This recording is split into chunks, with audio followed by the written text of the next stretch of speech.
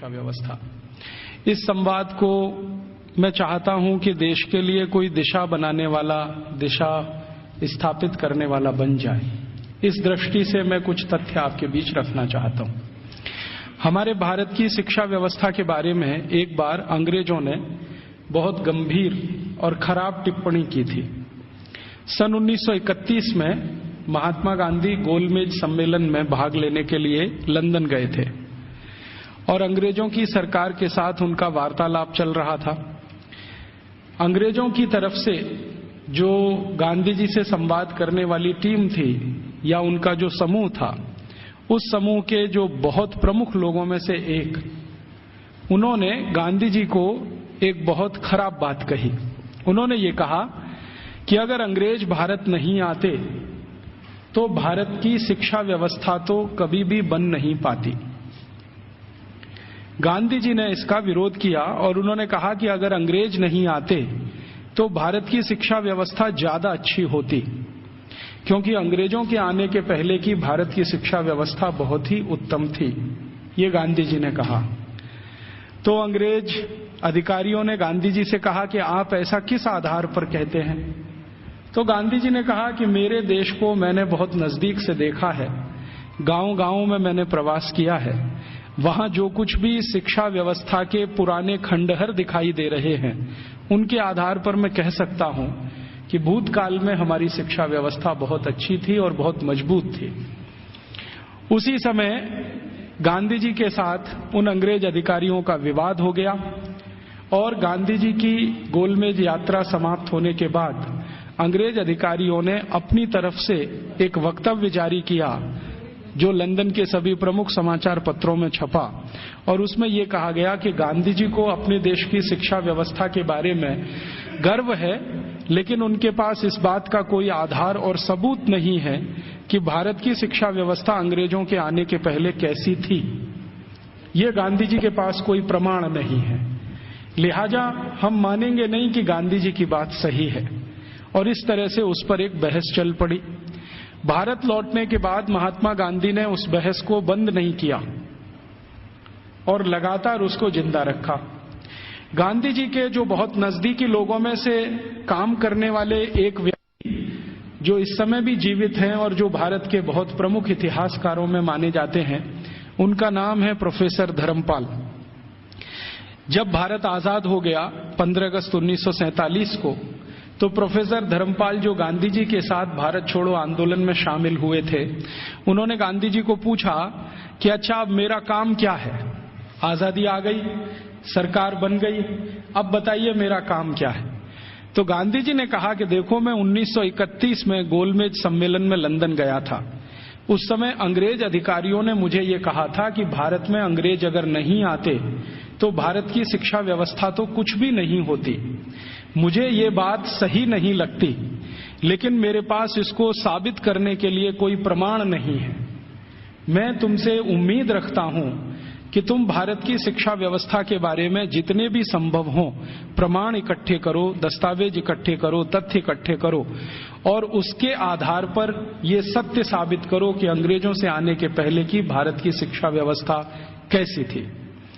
धर्मपाल जी ने गांधी जी के इस वाक्य को या गांधी जी के इस कथन को अपने जीवन का उद्देश्य बना लिया और वो भारत छोड़कर लंदन चले गए। लंदन के बाद दुनिया के कई देशों में घूमते रहे, फ्रांस में रहे, जर्मनी में रहे, यूरोप के देशों में 40 साल उन्होंने अध्ययन और अध्यापन किया। बहुत समय तक वो पढ़ाते रहे, जीविका चलाने के लिए, कुछ पैसा बनाने के लिए, लेकिन मूल उद्देश्य ये था कि भारतीय शिक्षा व्यवस्था कैसी थी अंग्रेजों के आने के पहले, उसके प्रमाण एकत्रित करना, दस्तावेज एकत्रित करना और उनके आधार पर कोई अधिकार पूर्वक बात कहना। श्री धर्मपाल जी के 40 साल के अथक प्रयासों से कुछ हजार दस्तावेज मिले जो अलग अलग स्थानों से उन्होंने लिए। उनका एक साथ जब बैठकर विश्लेषण किया तो पता चला कि अंग्रेजों के आने के पहले की शिक्षा व्यवस्था बहुत ही अच्छी थी। अभी थोड़े दिन पहले हमारे देश में एक घटना घटित हुई, वो इससे बहुत जुड़ी हुई है जो मैं कहने जा रहा हूं। हमारे देश के जो वर्तमान प्रधानमंत्री हैं डॉक्टर मनमोहन सिंह, ये थोड़े दिन पहले ऑक्सफोर्ड विश्वविद्यालय में गए थे और इनको ऑक्सफोर्ड विश्वविद्यालय ने मानद डॉक्टरेट की उपाधि दी थी। जिस दिन ये समारोह आयोजित हुआ था उस दिन मैंने उसका लाइव टेलीकास्ट देखा था, सीधा प्रसारण। और उस सीधे प्रसारण में लगभग मैं 2-2.5 घंटे बैठा रहा टीवी के सामने, देखता रहा कि क्या क्या हो रहा है। उस कार्यक्रम में 40 मिनट का तो व्याख्यान हुआ डॉक्टर मनमोहन सिंह का, और उसके अलावा कुछ दूसरी औपचारिकताएं हुई। मनमोहन सिंह जी ने जो व्याख्यान दिया इस ऑक्सफोर्ड विश्वविद्यालय के पदवी ग्रहण समारोह में, वो बहुत ही तकलीफ देने वाला था और किसी भी स्वाभिमानी भारतीय नागरिक को नीचा दिखाने वाला था। उन्होंने अपने व्याख्यान की शुरुआत ही यहां से की कि हम अंग्रेजों के बहुत आभारी हैं जो उन्होंने भारत में आकर अपनी सरकार बनाई। हम अंग्रेजों के बहुत आभारी हैं जो उन्होंने भारत में आकर शिक्षा व्यवस्था दी। हम अंग्रेजों के बहुत आभारी हैं जो उन्होंने भारत में आकर न्याय व्यवस्था स्थापित की। हम अंग्रेजों के बहुत आभारी हैं कि उन्होंने भारतीय लोगों को विज्ञान सिखाया। हम अंग्रेजों के बहुत आभारी हैं कि उन्होंने भारतीय नागरिकों को विज्ञान और तकनीकी का अंतर समझाया। हम अंग्रेजों के बहुत आभारी हैं कि उन्होंने अंग्रेजी भाषा हमें बताई। और ऐसा ही वो 40 मिनट बोलते रहे। अगले दिन क्या हुआ, लंदन के सभी समाचार पत्रों में हमारे भारत के प्रधानमंत्री डॉक्टर मनमोहन सिंह का ये वक्तव्य छपा और इस वक्तव्य के साथ सभी समाचार पत्रों में संपादकीय टिप्पणी भी छपी। और ज्यादातर समाचार पत्रों के संपादकीय में ये लिखा गया कि हमारे देश के एक पूर्व प्रधानमंत्री विंस्टन चर्चिल ने सन 1945 में भारत के बारे में ये कह दिया था कि ये देश आजाद होने लायक देश नहीं है। और भारत के प्रधानमंत्री डॉक्टर मनमोहन सिंह ने कल लंदन में व्याख्यान देकर ये सिद्ध कर दिया कि भारत आजादी के इतने साल के बाद भी अभी मानसिक रूप से गुलाम है। जिस देश का प्रधानमंत्री अभी भी अंग्रेजों के गुणगान करता हो, उस देश की प्रजा की मानसिक गुलामी की स्थिति क्या होगी इसका अंदाजा हम लगा सकते हैं, वगैरह वगैरह। खूब लंबी संपादकीय टिप्पणी उस पर की गई। मेरे कुछ दोस्तों ने वो संपादकीय टिप्पणियां अलग अलग अखबारों से काट कर भेज दिया। उसके बाद मैंने डॉक्टर मनमोहन सिंह के लिए एक पत्र लिखा जो लगभग 250 पेज का है। वो पत्र नहीं, एक किताब हो गई।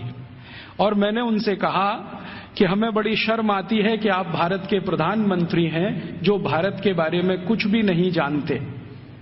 हमें शर्म आती है कि आप भारत के ऐसे प्रधानमंत्री हैं जिन्होंने भारतीयता का कुछ समझने की भी जीवन में कोशिश नहीं की है। भारत अंग्रेजों के पहले कैसा था, भारत की शिक्षा अंग्रेजों के पहले कैसी थी, भारत की तकनीकी और विज्ञान अंग्रेजों के पहले कैसा था, हमारा भारत अंग्रेजों के पहले उद्योग और व्यापार में किस स्थान पर दुनिया में टिका हुआ था, ये सब बातें अगर आप दस्तावेजों के आधार पर जरा समझें और जानें तो बहुत अच्छा होगा। आप अगली बार ऐसा गुलामी का वक्तव्य देने से बचेंगे। आपको सुनकर हैरानी होगी कि मैंने ये जो पत्र लिखा, ये पत्र मनमोहन सिंह के कार्यालय में पहुंचा और एक लाइन का उत्तर आया कि आपका पत्र मिला और हम उसको कार्यवाही के लिए भेज रहे हैं। अब कहां भेज रहे हैं कार्यवाही के लिए? मैंने तो लिखा था हमारे देश के प्रधानमंत्री को, और उसमें पत्र तो एक ही पन्ने का था, बाकी 249 पन्ने के तो दस्तावेज जो ये सिद्ध करने के लिए मैंने उनके पास भेजे कि आप पहले इन दस्तावेजों को पढ़ें और देखें कि अंग्रेजों के आने के पहले का भारत कैसा था। शिक्षा व्यवस्था के स्तर पर, तकनीक और विज्ञान के स्तर पर, उद्योग और व्यापार के स्तर पर, हर स्तर पर, चिकित्सा व्यवस्था के स्तर पर, जहां तक भी संभव हो मैंने उसमें जानकारी दी। उसमें से एक हिस्से की छोटी जानकारी मैं आपसे भी शेयर करना चाहता हूं कि भारत की शिक्षा व्यवस्था कैसी थी और जिस समय हमारी शिक्षा व्यवस्था ऐसी थी उस समय यूरोप की शिक्षा व्यवस्था कैसी थी। भारत की शिक्षा व्यवस्था के बारे में सबसे ज्यादा काम जिन्होंने किया है वो कुछ अंग्रेज ही हैं। एक अंग्रेज अधिकारी भारत में आया जो लगभग 40 साल यहां रहा, उसका नाम था विलियम एडम। विलियम एडम बहुत उच्च स्तर का अधिकारी था। अंग्रेजों की जो संसद का एक हिस्सा है हाउस ऑफ लॉर्ड्स, उसमें बहुत दिनों तक वो सांसद था और भारत में उसको बहुत उच्च स्तर का अधिकारी बनाकर भेजा गया था। उसकी हैसियत इतनी बड़ी थी कि वो भारत में आकर अगर गवर्नर को या वायसराय को कोई सुझाव दे दे तो वॉयसराय उसको कानून बनाने के लिए मजबूर होता था। विलियम एडम इस स्तर का अधिकारी था। उस विलियम एडम के नीचे काम करने वाले कुछ अधिकारी थे, जिनमें से एक था मैकॉले, टीवी मैकॉले। मैकॉले की तो आपने बार बार चर्चा सुनी है, बार बार नाम भी सुना है, लेकिन विलियम एडम के बारे में शायद आप में से कम लोग जानते होंगे, क्योंकि ये मैकॉले का बॉस था। मैकॉले भारत में शिक्षा व्यवस्था के बारे में जितना भी अभ्यास करता था, वो अपने इमीडिएट बॉस विलियम एडम को भेजता था। तो विलियम एडम ने भारत की शिक्षा व्यवस्था पर एक रिपोर्ट तैयार की, और वो रिपोर्ट लगभग 1700 कुछ पन्ने की है, 1780 पन्ने हैं उस रिपोर्ट में। वो रिपोर्ट संसद में पेश की गई। संसद माने अंग्रेजों की संसद में, हाउस ऑफ कॉमन्स में पेश की गई, और इस रिपोर्ट के आधार पर अंग्रेजों को पता चला कि भारत की शिक्षा व्यवस्था कैसी है। विलियम एडम की रिपोर्ट में से कुछ तथ्य मैं आपको देता हूं, जो इस समय अंग्रेजी संसद के रिकॉर्ड्स पर हैं। आप जानते हैं कि हाउस ऑफ कॉमन्स और हाउस ऑफ लॉर्ड्स में जो भी बहस होती है, वो सभी रिकॉर्ड में रहती है, और जो रिकॉर्ड में आ जाती है वो उनका डॉक्यूमेंट्स बन जाती है, दस्तावेज बन जाती है। और फिर ब्रिटिश पार्लियामेंट की एक प्रेस है जिसको हंसार्ड कहते हैं, वो जरूरत पड़ने पर समय समय पर ये डॉक्यूमेंट्स को प्रकाशित करती रहती है। तो भारत की शिक्षा व्यवस्था पर विलियम एडम की रिपोर्ट, जिसमें जगह जगह पर मैकॉले की दी गई टिप्पणी, मैं पहले मैकॉले की एक छोटी सी लाइन आपको सुना देता हूं। मैकॉले और विलियम एडम भारत की शिक्षा व्यवस्था के बारे में अंग्रेजों की संसद में जब बात कर रहे हैं तो घंटों घंटों उन्होंने बात की है।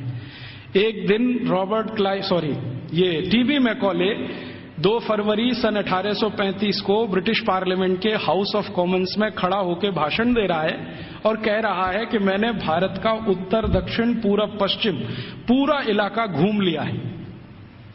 ऐसा कोई क्षेत्र नहीं है जो मैंने भारत का नहीं देखा है, और मैंने भारत का बाहरी क्षेत्र भी देखा है, आंतरिक क्षेत्र भी देखा है।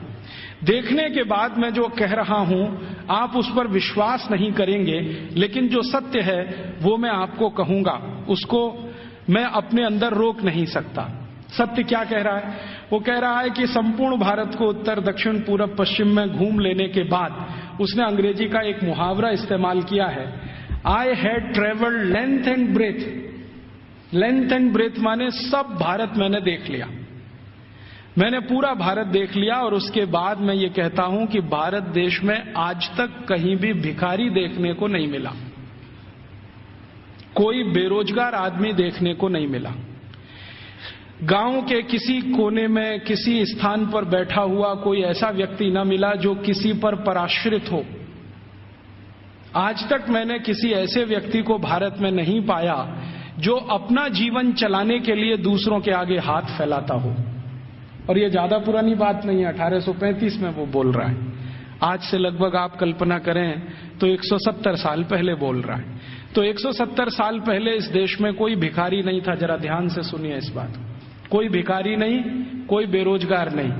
फिर वो कहता है टीवी मैकॉले कि मैंने दुनिया के बहुत शहर देखे हैं, पेरिस देखा है, बर्लिन देखा है, हैम्बर्ग देखा है, मॉस्को देखा है, फ्रैंकफर्ट देखा है, शिकागो देखा है, न्यूयॉर्क देखा है, लंदन तो अपना है ही, बार बार देखा है।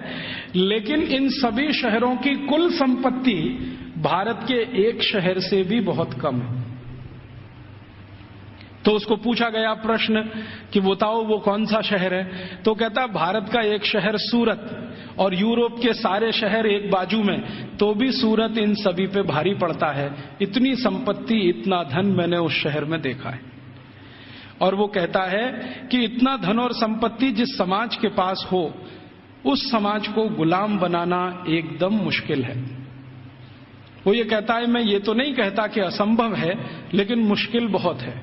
फिर वो कहता है कि मैं एक सुझाव देना चाहता हूं ब्रिटिश गवर्नमेंट को, सरकार को, कि अगर भारत को गुलाम बनाना हो तो इनका वैभव, इनका धन, इनकी संपत्ति को खत्म करो।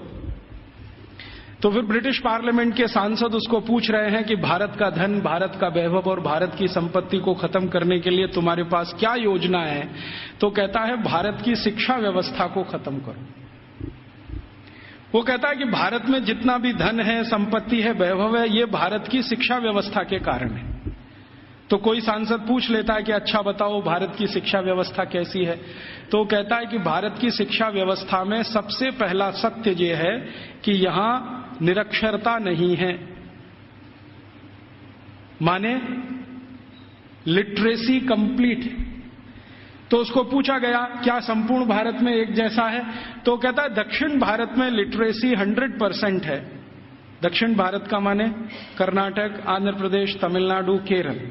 तो कहता है दक्षिण में तो 100% है, पश्चिम भारत में 98% है, 98% है, उत्तर भारत में लगभग 82% के आसपास है, मध्य भारत और बचे हुए भारत में लगभग 87% के आसपास है।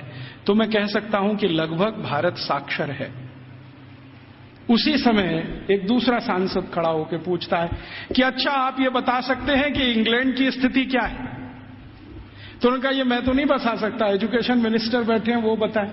तो एजुकेशन मिनिस्टर खड़े होकर बोलते हैं कि जब भारत की साक्षरता लगभग 100% है, उस समय इंग्लैंड माने 3 राज्यों का समूह, अभी जिसको आजकल ब्रिटेन कहा जाने लगा है, स्कॉटलैंड, आयरलैंड और न्यू साउथ वेल्स मिला के। तो वो कहते हैं कि ये जो 3 राज्यों का समूह है जिसको ब्रिटेन कहा जाता है, इसमें कुल साक्षरता 17% भी नहीं है। 17% भी नहीं है। 17% माने 17। तो फिर पूछ रहे हैं कि भाई कारण क्या है इसका, भारत में इतनी साक्षरता और हमारे यहां कुछ भी नहीं। तो वो कह रहा है टीवी मैकॉले के इस समय भारत में 7,32,000 रेवेन्यू विलेजेस हैं, राजस्व वाले गांव। तो नॉन रेवेन्यू वाले, उसने कहा वो मुझे नहीं मालूम। वो कह रहा 7,32,000 राजस्व गांव हैं और ऐसा एक भी राजस्व गांव नहीं है जहां पर स्कूल की व्यवस्था नहीं है। तो फिर उसको प्रश्न पूछा गया कि क्या भारत के लोग इसको स्कूल कहते हैं, तो उनका नहीं, मैंने कहा है स्कूल, भारत के लोग इसको गुरुकुल कहते हैं। उसने गुरुकुल को स्कूल में ट्रांसलेट किया है।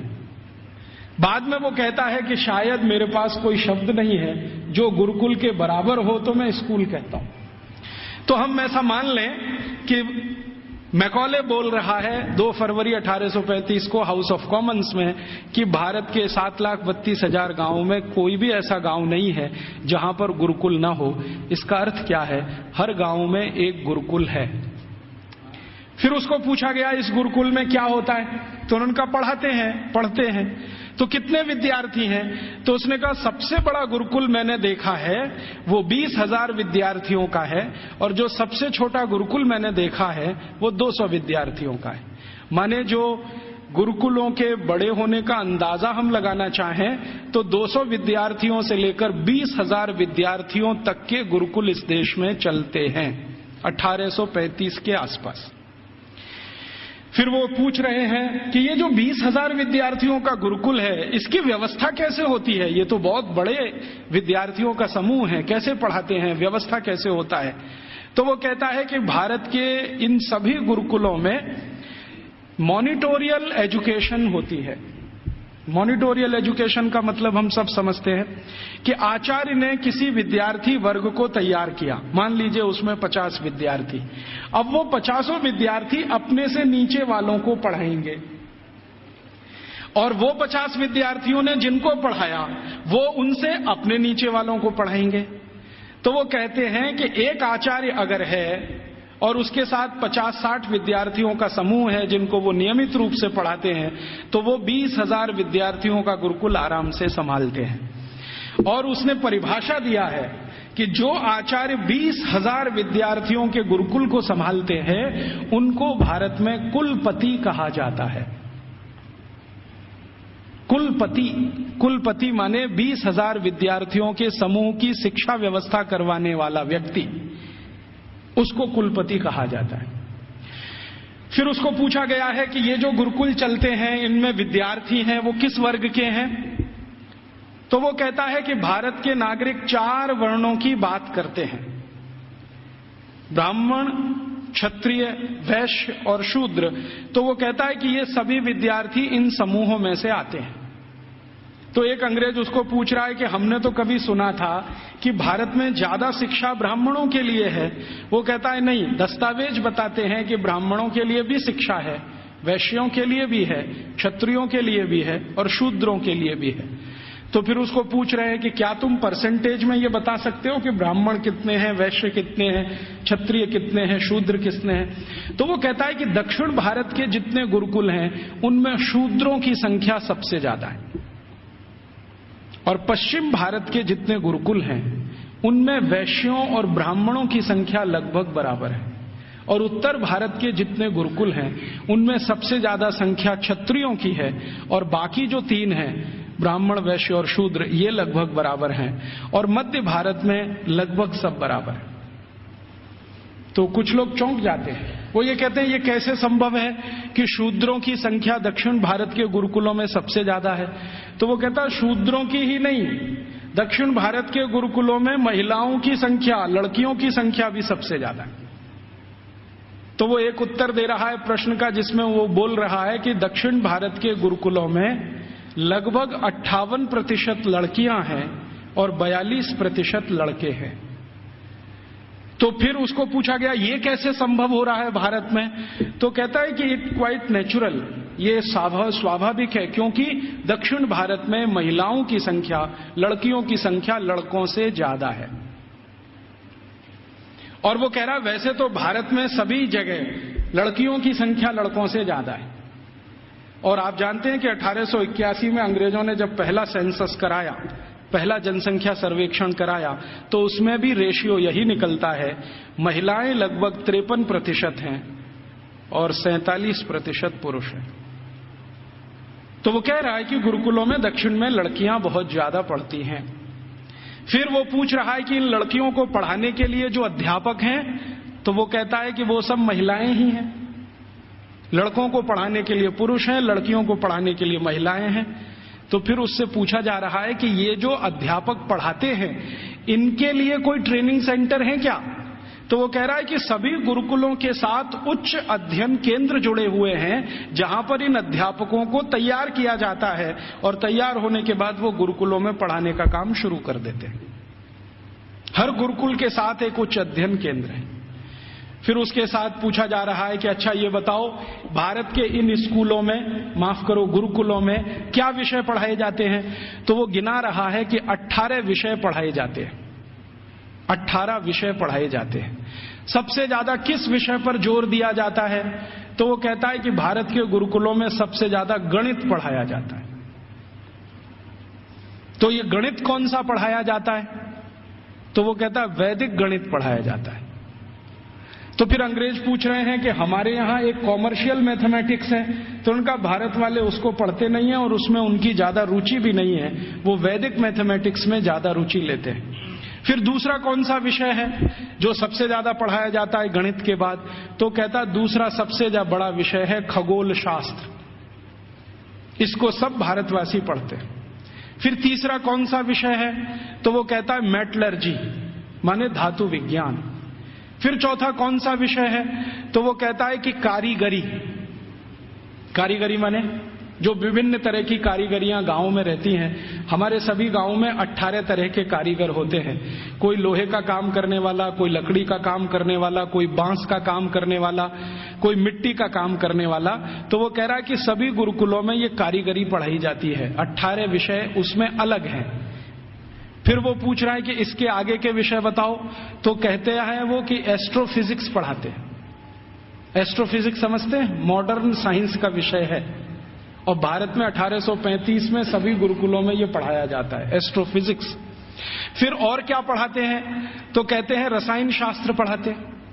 रसायन शास्त्र के साथ और क्या पढ़ाते हैं? तो कहता है चिकित्सा शास्त्र पढ़ाते हैं। चिकित्सा शास्त्र में क्या विषय है? तो वो कहता है औषधि विज्ञान एक है और शल्य क्रिया दूसरा है।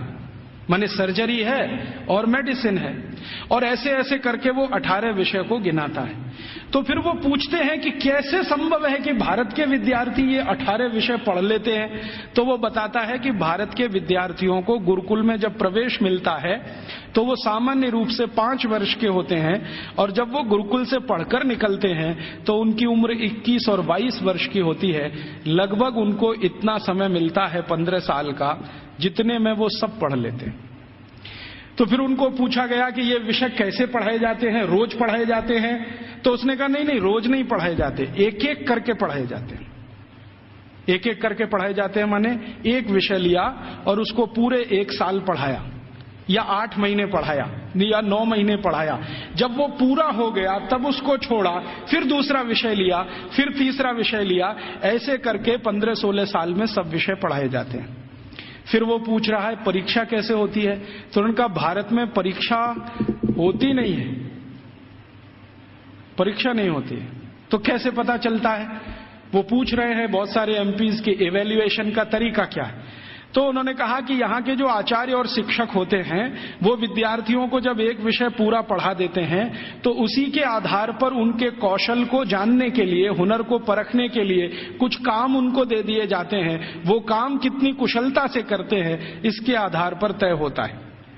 ये नहीं है कि क्लासरूम में बैठकर 3 घंटे का कोई क्वेश्चन पेपर सॉल्व कर रहे हैं, क्लासरूम में रट लिया है और आंसर शीट पर वॉमिटिंग कर रहे हैं। ऐसा नहीं है भारत में। उसने मजाक में कहा है लेकिन ये गंभीर है समझने के लिए। तो उसको पूछा गया है कि अच्छा आप जरा बताओ कि हमारी इंग्लैंड की स्थिति क्या है, अगर ऐसी शिक्षा भारत में है तो इंग्लैंड में। तो कहता है जी इंग्लैंड में तो अभी 17% ही साक्षरता नहीं है। और वो कह रहा है कि जब भारत में 7,32,000 गुरुकुल है तो पूरे इंग्लैंड में कुल मिलाकर 240 भी स्कूल नहीं है, और जो स्कूल हैं उनमें गणित पढ़ाना तो किसी को नहीं आता है। वो एक ही विषय पढ़ाते हैं और वो है बाइबल, और कुछ पढ़ाने को इनको नहीं है। मुझे थोड़ा इंटरेस्ट आया विलियम एडम की रिपोर्ट पढ़ने के बाद, तो मैंने इंग्लैंड के पिछले 400 साल के इतिहास के दस्तावेज इकट्ठे किए। तो पता चला कि इंग्लैंड में 16वीं शताब्दी तक तो कोई भी स्कूल नहीं था। आप जरा ध्यान से सुनना इन बातों। 16वीं शताब्दी तक तो कोई स्कूल नहीं था। ईस्ट इंडिया कंपनी जब भारत आई है तब उनके यहां एक स्कूल खुला था, चर्च के पिछवाड़े में, गैरेज में। गैरेज समझते हैं, जहां गाड़ियां खड़ी की जाती हैं। एक गैरेज हुआ करता था जो मुश्किल से 15-20 फीट लंबा, 15-20 फीट चौड़ा, लंदन के एक चर्च में है। ये लंदन में आप कभी जाएं तो उनका जो स्क्वायर है जहां पर उनकी पार्लियामेंट है उसके बगल में वो चर्च आज भी है। तो उसकी पीछे के हिस्से में एक छोटे से में स्कूल खुला था जो उनको पढ़ाता था बाइबल। तो बाइबल पढ़ाने वाले स्कूल उनके यहां शुरू हुए, उसके पहले तो कोई स्कूल ही नहीं था। तो इंग्लैंड और यूरोप के इतिहास क्या बताते हैं शिक्षा के बारे में, तो आप जरा सोचो और सुनो। यूरोप का जो सबसे बड़ा इतिहासकार, सबसे बड़ा दार्शनिक, सबसे बड़ा फिलोसोफर, सबसे बड़ा सब कुछ, जो यूरोप में भगवान के अगला अवतार माना जाता है, उसका नाम है प्लेटो। प्लेटो सबसे महान। वो ये कहते हैं ये तो ईश्वर का ही अंश है। माने ईसा मसीह के बाद यूरोप में अगर किसी की इज्जत है तो वो प्लेटो की है। प्लेटो के बारे में यूरोप के सारे अर्थशास्त्री, सारे के सारे दूसरे शास्त्री, चाहे वो फिजिक्स वाले हों, केमिस्ट्री के हों, बॉटनी के हों, जूलॉजी के हों, इंजीनियरिंग के हों, मेडिकल के, सब मानते हैं the whole of the European civilisation is a footnote of Plato. मतलब यूरोप की पूरी सभ्यता जो है ना, प्लेटो के फुटनोट जैसी है। माने प्लेटो ने जितना कुछ लिख दिया है वो किसी पुस्तक के फुटनोट में अगर है तो उतनी ही पूरी यूरोप की सभ्यता है। मतलब यूरोप की सभ्यता का जनक प्लेटो ही है। प्लेटो ने अपनी जिंदगी में कई महत्वपूर्ण पुस्तकें लिखी हैं, उनमें से 2 का जिक्र करता हूं। एक पुस्तक उसकी जो दुनिया में सबसे ज्यादा चर्चित हुई है, द रिपब्लिक, गणतंत्र, और दूसरी पुस्तक जो बहुत चर्चित है पूरी दुनिया में, लॉज, LAWS, लॉज। ये दो किताबें प्लेटो की सारी दुनिया में सबसे ज्यादा पढ़ाई जाती हैं, बहुत चर्चा होती है। द रिपब्लिक में प्लेटो लिखता है कि शिक्षा की जरूरत सभी को नहीं होती। शिक्षा की जरूरत सभी को नहीं होती। समाज का जो प्रभु वर्ग है, प्रभु वर्ग से मतलब सरकार चलाने वाला वर्ग, राजा और राजा के नजदीक, इन्हीं को शिक्षित होना चाहिए, बाकी को शिक्षित होने की जरूरत ही नहीं होती। क्यों? तो वो कहता है कि राजा और राजा के नजदीक का जो वर्ग है उसको आदेश देना है, बाकी को तो सब उस आदेश का पालन करना है। तो जो आदेश के पालन करता है उनको शिक्षित होने की क्या जरूरत? शिक्षा की जरूरत तो सिर्फ राजा को है और राजा के नजदीकी लोगों को है। ये जो प्लेटो ने कहा, प्लेटो के बाद जो दूसरा उसका ग्रेट ग्रेट ग्रेट फिलोसोफर या उसका ग्रेट ग्रेट स्टूडेंट अरिस्टोटल कहता है कि मेरा जो गुरु बोल गया है उसी पर मैं सहमत हूं। शिक्षा की जरूरत सभी को नहीं होती।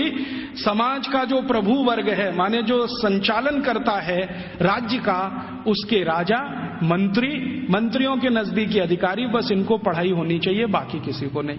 अरिस्टोटल के बाद जितने भी फिलोसोफर आए हैं और लेटेस्ट रूसो, देकार्ते, लेविनिज, ये सब अपनी अपनी किताबों में लिख रहे हैं शिक्षा की जरूरत किसी को नहीं होती। अगर जरूरत है तो थोड़ा राजा को है। माने यूरोप में प्लेटो के समय से चली हुई विचारधारा आज 18वीं शताब्दी के सभी दार्शनिकों तक सतत चली आई है। शिक्षा सबके लिए नहीं है, सिर्फ राजा के लिए और प्रजा के लिए। प्रजा को जरूरत नहीं है शिक्षा की, राजा के नजदीकी लोगों को जरूरत है। तो फिर यह शिक्षा कैसे पूर्ति की जाए? तो प्लेटो लिखता है रिपब्लिक पुस्तक में ही कि राजा को अगर अपने बच्चों को शिक्षा दिलवानी है या खुद को शिक्षा लेनी है या उसके मंत्रियों को शिक्षा दिलवानी है तो इसके लिए स्कूल नहीं चाहिए। कोई शिक्षक को पकड़ लाइए, राजा को महल में आके पढ़ा देगा। कोई शिक्षक को पकड़ लाइए, राजा के बच्चों को उसके घर में पढ़ा देगा। कोई शिक्षक को पकड़ लाइए, मंत्रियों को वहां पढ़ा देगा। स्कूल की क्या जरूरत है? तो फिर प्लेटो को कई बार पूछे जाने वाले प्रश्नों में से एक है कि स्कूल क्यों नहीं चाहिए? तो कहता है ये फालतू का खर्चा है। वो ये कहता है स्कूल बनाने से अच्छा है एक बनाओ ऐसा स्थान जहां पर मनोरंजन हो सके। स्कूल की क्या जरूरत है? घर में आके कोई पढ़ा देगा, क्या जरूरत है स्कूल की? तो इसलिए इंग्लैंड में, इंग्लैंड के पड़ोसी फ्रांस में, जर्मनी में, स्वीडन में, स्विट्जरलैंड में 16वीं 17वीं शताब्दी तक एक भी स्कूल नहीं खोला गया। बाद में क्या हुआ, क्रिश्चियनिटी का असर जैसे जैसे बढ़ा यूरोप में, आप जानते हैं कि क्रिश्चियनिटी यूरोप में 2000 साल पहले ही आई है। उसके पहले यूरोप क्रिश्चियन नहीं था। यूरोप की छोटी छोटी जातियां, जनजातियां होती थीं जो 1000 से ज्यादा हैं, समूह हैं छोटे छोटे, वो अपना अपना धर्म और संस्कृति माना करते थे। उनके यहां ईसाइयत क्या होती है मालूम नहीं। 2000 साल से ईसाइयत आई है। तो जब ईसाइयत का बहुत प्रचार हुआ और समाज और ईसाइयत के बीच में संघर्ष हुआ, तब उन्होंने बाइबल स्कूल शुरू किए और वो बाइबल स्कूल पूरे इंग्लैंड में फैले, फ्रांस में, जर्मनी में फैले। तो वो कह रहा है टीवी में कोले कि हमारे यहां तो कुछ स्कूल चलते हैं, वहां सिर्फ बाइबल पढ़ाई जाती है और कुछ नहीं पढ़ाया जाता। और बाइबल भी पढ़ाई जाती है तो संडे को पढ़ाई जाती है, बस मंडे से सैटरडे छुट्टी रहती है। और उन स्कूलों को इंग्लैंड के दस्तावेजों में संडे स्कूल्स कहा जाता है। और ये स्कूल शुरू हुए हैं और आज तक चल रहे हैं। आप यूरोप में कहीं भी जाइए, संडे स्कूल्स आपको मिलेंगे जहां पर आप बाइबल पढ़ सकते हैं। बाइबल में न्यू टेस्टामेंट पढ़ाते हैं, ओल्ड टेस्टामेंट पढ़ाते हैं, दो ही चीजें पढ़ाते हैं, इसके अलावा कुछ नहीं। गणित क्या होता है, फिजिक्स क्या होती है, केमिस्ट्री क्या होती है, मेटलर्जी क्या होती है, सर्जरी क्या होती है, मेडिसिन साइंस, ये कुछ उनको 18वीं शताब्दी तक मालूम नहीं है। ऐसा गरीब देश है इंग्लैंड और उनकी ऐसी शिक्षा व्यवस्था है। जो उनका पहला स्कूल खुला है जिसमें मुश्किल से 250 स्क्वायर फीट की जगह है, उसमें उन्होंने पहली ही बार में 250 विद्यार्थी ले लिए। अब 250 स्क्वायर फीट में 250 विद्यार्थी कैसे बैठते होंगे, कल्पना कर लो आप, कितना स्पेस होगा उनके पास। एक शब्द इस्तेमाल होता है अंग्रेजों के यहां, ब्रीदिंग स्पेस। ब्रीदिंग स्पेस भी नहीं है। वो कह रहा है मैकॉले कि हमारे तो बाइबल स्कूलों में ब्रीदिंग स्पेस भी नहीं है, माने हर विद्यार्थी को घिचपिच में बैठना पड़ता है, जगह नहीं है उनके पास। लेकिन भारत के एक एक गुरुकुल तो 5-5 हेक्टेयर में बने हुए हैं। 1 हेक्टेयर में लगभग 5 एकड़ होते हैं, 25 एकड़ में गुरुकुल बने हुए हैं। और वो कह रहा है कि भारत के बहुत सारे गुरुकुल रेजिडेंशियल हैं, जहां पर विद्यार्थियों को रहने और खाने की व्यवस्था है, और कुछ गुरुकुल ऐसे हैं जो डे स्कूल की तरह से चलते हैं। विद्यार्थी सुबह आते हैं, शाम को पढ़ के अपने घर वापस जाते हैं। फिर वो उसको पूछा जाता है कि भारत के विद्यार्थियों को ये सारी की सारी जो शिक्षा दी जाती है, इसका कोई वर्गीकरण है, क्लासिफिकेशन है? तो वो बहुत सुंदर उत्तर दे रहा है, जो हमें इस पे रिसर्च आज जरूरी है करना। वो ये कह रहा है कि भारत के विद्यार्थियों को 2 चीजें पढ़ाई जा रही है, एक तो शिक्षा है, दूसरी विद्या है। अब वो कहता है कि मुझे समझ में नहीं आता शिक्षा कौन सी है, विद्या कौन सी है। लेकिन मैं जितने भी गुरुकुलों में गया हूं, पूछता हूं क्या पढ़ते हो, तो कुछ विद्यार्थी कहते हैं हम शिक्षा ले रहे हैं, कुछ कहते हैं हम विद्या ले रहे हैं। ये विद्या क्या है, शिक्षा क्या है, मुझे समझ में नहीं आता, लेकिन ये हर गुरुकुल में मुझे सुनाई देता है। अब हमको समझना चाहिए कि शिक्षा और विद्या ये 2 अलग चीजें होती हैं। आज के समय में हमने इन दोनों का खिचड़ी बना दिया है, और ऐसा खिचड़ी बना दिया है कि उसमें से चावल और मूंग की दाल को बीन पाना ही बड़ा मुश्किल हो गया है।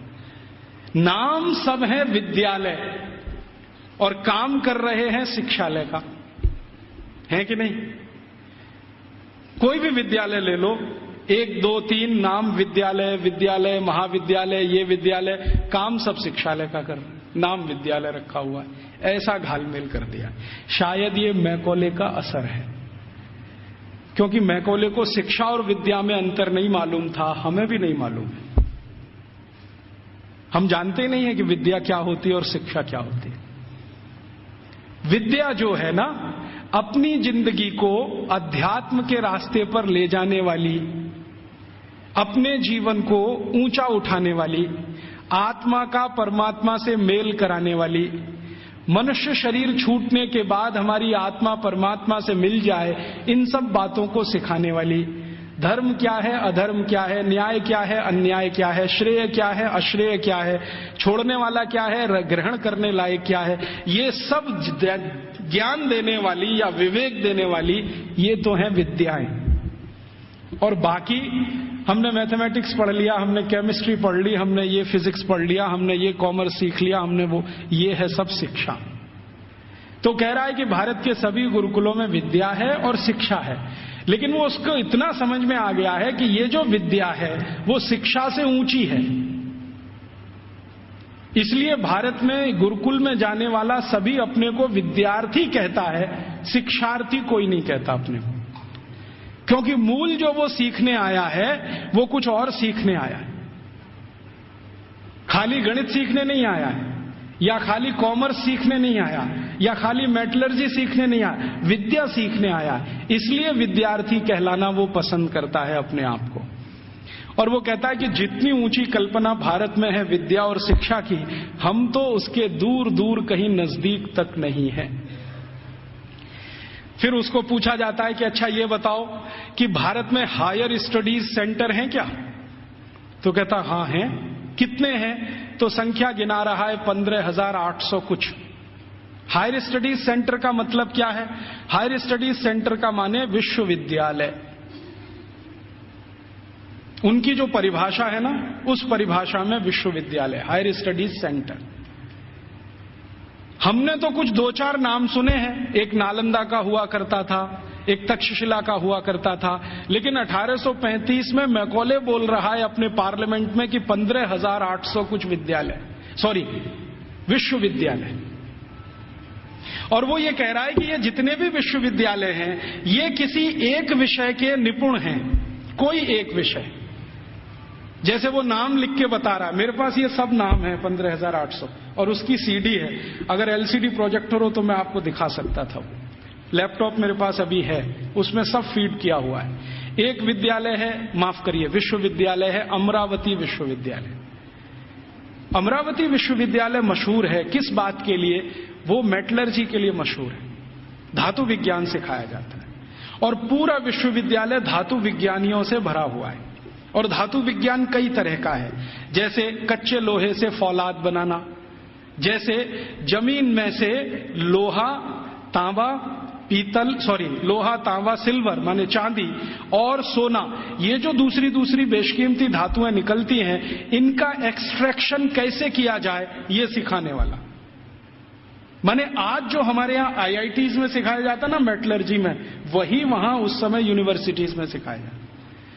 फिर वो कह रहा है एक विश्वविद्यालय में गया था, कांगड़ा विश्वविद्यालय, कांगड़ा माने हिमाचल, तो वो किसके लिए मशहूर है? तो कह रहा है ये सर्जरी के लिए मशहूर है। तो उसको पूछा जा रहा है कि किस तरह की सर्जरी होती है, तो कहता है जी हम सोच नहीं सकते वैसी सर्जरी होती है। और उसको उसने शब्द दिया है जिसको आज के इक्विवेलेंट अगर मैं कहूं तो राइनोप्लास्टी।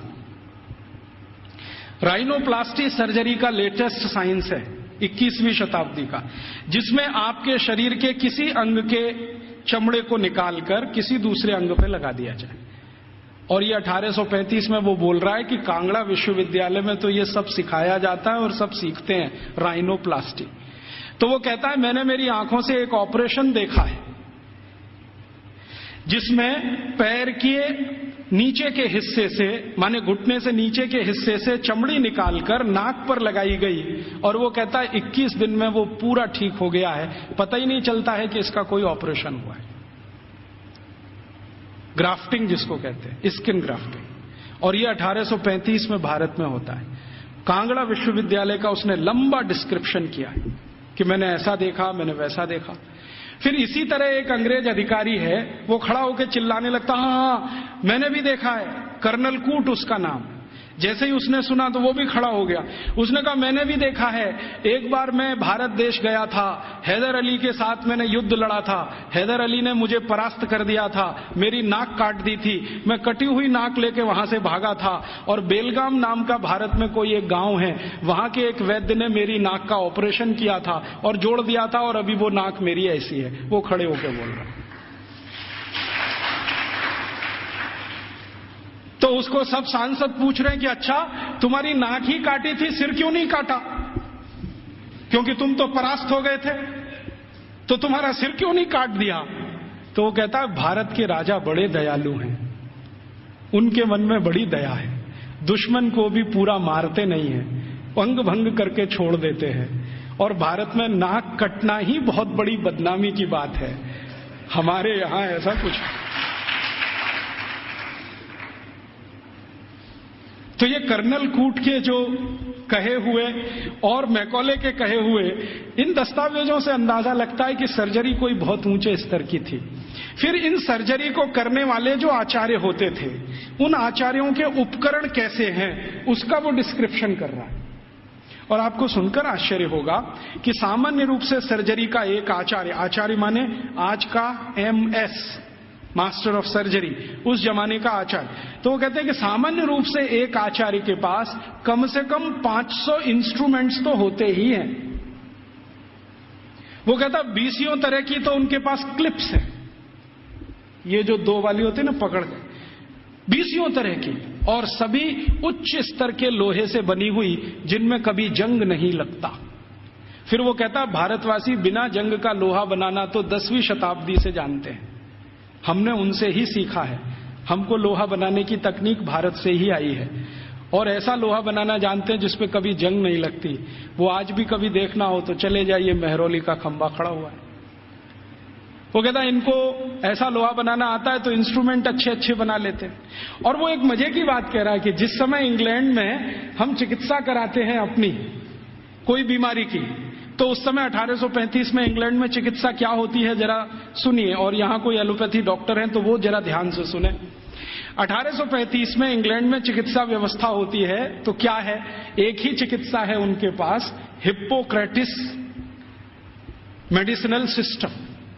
एक हिप्पोक्रेटिस नाम का कोई आदमी हुआ इंग्लैंड में, ईसा से करीब 250 साल पहले, सॉरी ग्रीस में हुआ, इंग्लैंड में नहीं ग्रीस में हुआ। तो उसने कुछ सिद्धांत दिए हैं, वही सिद्धांत एलोपैथी का मूल आधार है, सारे के सारे सिद्धांत। तो हिप्पोक्रेटिस क्या कहता है, वो कहता है शरीर में कोई भी बीमारी घुस गई तो उसका एक ही कारण है कि रक्त आपका दूषित हो गया है। कोई भी बीमारी हो, सर्दी हो गई, जुकाम हो गया, बुखार आ गया, खांसी हो गई, आपको डायरिया हो गया, डिसेंट्री हो गई, लंग इन्फेक्शन, कुछ भी हो गया, तो हिप्पोक्रेटिस एक ही बात में डायग्नोसिस देता है कि आपका रक्त दूषित है। अब इस दूषित रक्त को निकालो शरीर में से, यही चिकित्सा।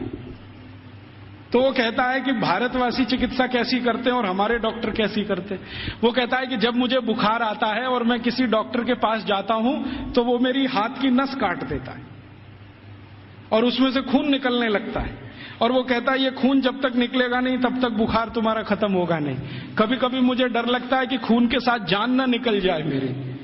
और वो ये कहता है कि भारत में जो चिकित्सा व्यवस्था है इतनी अद्भुत है कि कुछ बुखार आ जाए, कितने से भी कितना बुखार आ जाए, वो कुछ चूरन खिला देते हैं और अगले दिन बुखार ठीक हो जाता है। अच्छा, ये जो कहानी उसने कही है, ये कहानी जॉर्ज वॉशिंगटन ने भी कही है। आप जानते हैं जॉर्ज वॉशिंगटन अमेरिका के राष्ट्रपति, और बल्कि पहले राष्ट्रपति, सबसे पहले राष्ट्रपति, अमेरिका की आजादी के बाद सबसे पहले राष्ट्रपति जॉर्ज वॉशिंगटन। आपको मालूम है उनकी मृत्यु कैसे हुई? उनको आया बुखार।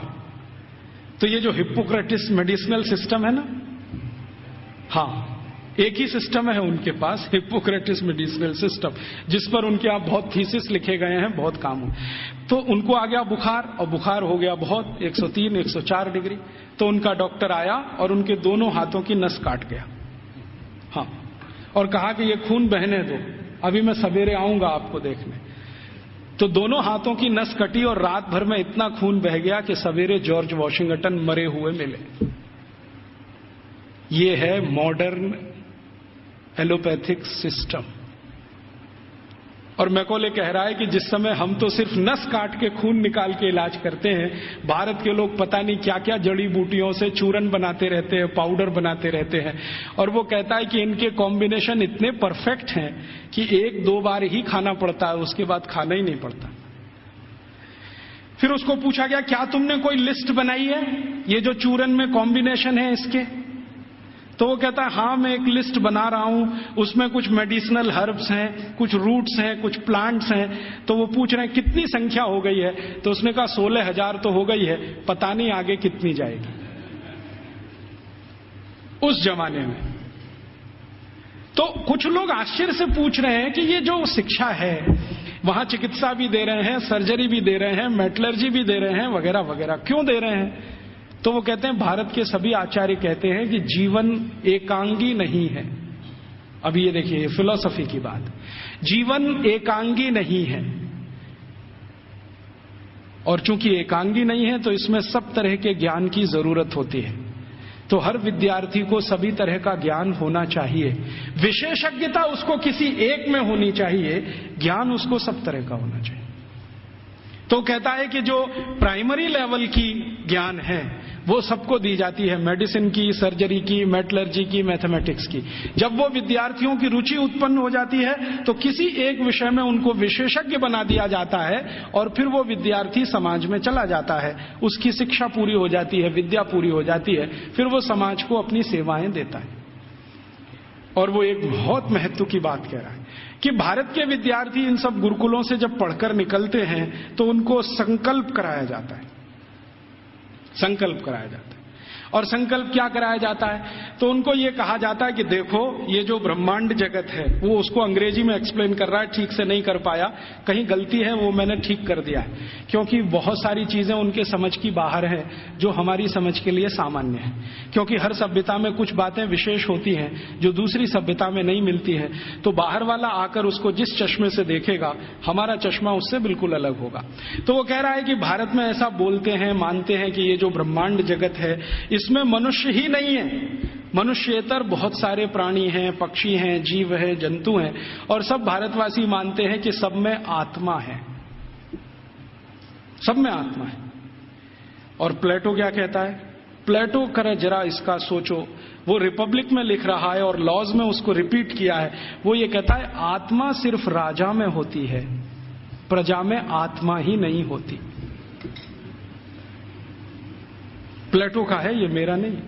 वो कहता है आत्मा सिर्फ राजा में है, प्रजा में आत्मा है ही नहीं, इसलिए कानून सब प्रजा के लिए हैं, आदेश देने का अधिकार राजा को है। और प्लेटो तो कहता है कि राजा के मुंह से जो निकल गया वही कानून, प्रजा को उसी का पालन करना है। अच्छा, फिर प्लेटो ने स्ट्रेटिफिकेशन किया है कि राजा तो एक वर्ग है, उसके नीचे के वर्ग के उसने वर्गीकरण किया है कि प्रजा में पहला कौन, तो कहता है कि ये जो उद्योगपति हैं, व्यापारी हैं, धंधा करने वाले, ये पहले स्तर के।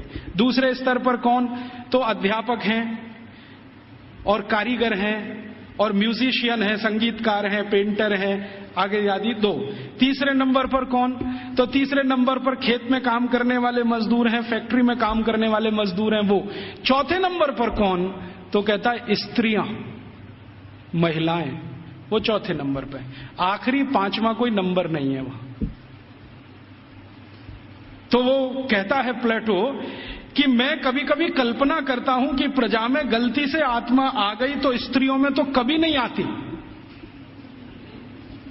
इसलिए वो लॉज में लिख रहा है कि कभी भी किसी न्यायाधीश को किसी स्त्री की गवाही पर विचार ही नहीं करना चाहिए, क्योंकि स्त्री को सत्य का ज्ञान नहीं है, उसको विवेक नहीं है, क्योंकि उसको आत्मा नहीं। तो आप जानते हैं ये जो मॉडर्न जस्टिस माने जुडिशियल सिस्टम निकला, जिसमें से आईपीसी, सीआरपीसी और सीपीसी आया और हमने बिना सोचे समझे उसको अपने देश में अपनाया, इस जुडिशियल सिस्टम में 1950 तक किसी महिला की गवाही को माना ही नहीं जाता था। यूरोप में अदालत में चलने वाले किसी भी मुकदमे में किसी महिला की गवाही नहीं मानी जाती थी। तो क्या हुआ, फिर यूरोप में एक बगावत हुई जिसको वीमेन्स लिव कहा जाता है, स्त्री मुक्ति, और इसका नेतृत्व किया एक फ्रांसीसी लेखिका ने, उसका नाम था सिमोन द बोउवार। उसके एक गुरु हुआ करते थे जॉन पॉल सार्त्र, जिनको आधुनिक दार्शनिकों में बहुत ऊंचा स्थान मिला हुआ है। तो सिमोन द बोउवार ने सालों साल आंदोलन चलाया, तब फ्रांस में इतना हुआ कि किसी 3 स्त्री की गवाही एक पुरुष के बराबर है। इतना हुआ, बस इतना ही हुआ। और उसके बाद सिमोन द बोउवार मर गई और वो कहती थी कि मैं इतना ही करा पाई, यही मेरे लिए बहुत है कि कम से कम अदालत ने 3 महिलाओं की गवाही एक पुरुष के बराबर तो मानी। और प्लेटो चूंकि ये कहता था कि स्त्री में आत्मा नहीं होती है, तो 1950 तक यूरोप के किसी भी देश में महिलाओं को वोट डालने का अधिकार नहीं था।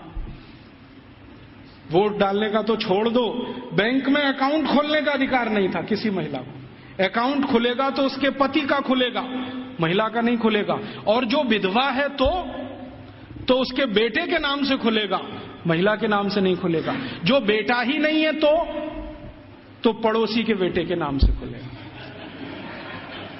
हाँ, उसके नाम से बैंक अकाउंट नहीं खुल सकता। और 1950 तक यूरोप के किसी भी शहर में महिला घर से अकेली नहीं निकल सकती। क्यों? आत्मा नहीं है तो पता नहीं कहां जाएगी। तो इसलिए उसके साथ में पुरुष का होना जरूरी है, वो चाहे 3 साल का ही क्यों ना हो। और प्लेटो ने लिख दिया ना स्त्री में आत्मा नहीं होती, तो सारे यूरोपियन दार्शनिकों ने कहा है कि स्त्री तो मेज कुर्सी जैसी होती है, जब तक इस्तेमाल करो अच्छी लगती है, नहीं लगती बाहर फेंक दो, दूसरी ले आओ। ये है उनकी फिलॉसफी। तो मैकॉले ये सब वर्णन कर रहा है कि हम तो सोच ही नहीं सकते हैं हमारे यहां महिलाएं गुरुकुल की आचार्य हो सकती है। वो कह रहा है भारत में आधे से ज्यादा गुरुकुलों की आचार्य महिलाएं, आधे से ज्यादा। और वो कह रहा है कि ये सिर्फ गुरुकुलों की नहीं, हायर स्टडीज सेंटर में भी यही है। तो उसको पूछा जा रहा है कि ये भारत में ऐसा कैसे हो गया, महिलाओं को इतनी शिक्षा मिल गई, इतनी ऊपर आ गई। तो वो कहते हैं भारत वाले बिल्कुल विचित्र हैं, ये कुछ और मानते हैं। हम मानते हैं कि स्त्री में आत्मा नहीं होती, भारत वाले कहते हैं कि स्त्री परमात्मा के सबसे नजदीक होती है, क्योंकि उसमें पुरुष से कुछ गुण ज्यादा होते हैं। हमारे सभी शास्त्रों में आप ये देख सकते हैं, चाहे ऋग्वेद में देखना हो तो देख लीजिए। ऋग्वेद के कई सूत्र ऐसे हैं जो ये बताते हैं कि स्त्री पुरुष से ऊंची है, क्योंकि उसमें ईश्वरीय गुण हैं। और आज की जो मॉडर्न साइंस है ना, इसने इसको दूसरे तरह से कहा है कि स्त्री में एक क्रोमोसोम ज्यादा होता है, वही सारा खेल खेलता है, पुरुष में नहीं है। स्त्री तय करती है कि बच्चा होगा या नहीं होगा, पुरुष में कोई दम नहीं है। तो ये आज की मॉडर्न साइंस कहती है। हमारी साइंस तो बहुत पहले कह चुकी है कि स्त्री ईश्वर के सबसे नजदीक है। हमारे कई शास्त्रों में ऐसे सूत्र हैं जो ये कहते हैं कि जब समाज को ये पता न चले कि क्या करना क्या नहीं करना, तो स्त्रियों से पूछो, वो बताएंगी कि क्या करना। क्यों? क्योंकि उनको फंक्शनल नॉलेज सबसे ज्यादा होती है। फंक्शनल नॉलेज हम समझते हैं, जो क्रियात्मक ज्ञान है, जिससे कुछ हो जाता है, ऐसा ज्ञान उनको सबसे ज्यादा है। और फालतू ज्ञान पुरुषों को बहुत होता है। और उसका तमाशा देखना हो तो भारत की संसद को देख लो।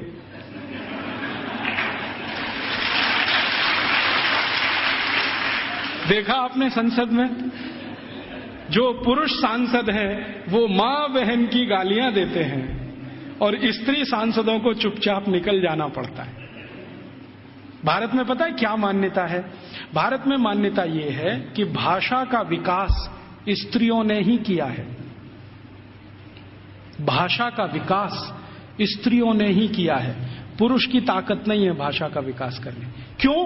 क्योंकि भारतीय भाषाओं में, भारतीय भाषाएं पता है, संस्कृत, तमिल, तेलुगु, कन्नड़, मलयालम, बंगाली माने बंगला, आसामी, उड़िया, ये सब भारतीय भाषा है। और हिंदी उर्दू मिलने से पहले, अभी तो हिंदी नहीं रही है, उसमें बहुत कुछ उर्दू घुस गई है, फारसी, पता नहीं क्या क्या घुस गया। तो हिंदी उर्दू मिलने से पहले और बाकी सब भारतीय भाषाएं, आपको मालूम है इनमें गालियां नहीं है, एक भी गाली नहीं है। और गाली नहीं है तो ये सिद्ध करता है कि ये भाषा स्त्रियों ने ही रची है। हाँ,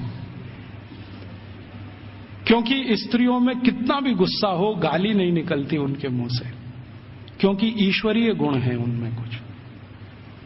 तो मैकॉले कह रहा है कि भारत में स्त्री ईश्वर के नजदीक है, परमात्मा के नजदीक है। और वो एक सूत्र सुना रहा है, पता नहीं उसको कहां से मिल गया। वो कहता है भारत के लोग ऐसा कहते हैं कि स्त्री के बिना मोक्ष नहीं होता। और ये एक दिन मुझे भी अनुभव हुआ है। मैं दक्षिण भारत में गया था, एक गांव में व्याख्यान देने। वो गांव में एक मंदिर है, बड़ा मशहूर मंदिर है। मैंने सोचा मैं भी दर्शन करूं, तो पुजारी ने कहा आप अंदर नहीं जा सकते। मैं पूछा क्यों? क्या आप ब्रह्मचारी हैं? मैं पूछा तो क्या हुआ, ब्रह्मचारी हूं, अंदर नहीं जा सकता। नहीं जा सकते। क्यों नहीं जा सकता? कि आप पवित्र नहीं है। मैं पूछा वो कैसे? उन्होंने कहा पवित्रता तो स्त्री के आने के बाद ही आती है। हाँ, और वो ब्रह्मचारी ने इतनी गंभीरता से कहा कि मैं देखने लगा उसका चेहरा, ये बोल क्या रहा है। तो उसने कहा कि स्त्री के जीवन में आने के बाद ही पुरुष पवित्र होता है, उसके पहले तो वो लंपट होता है।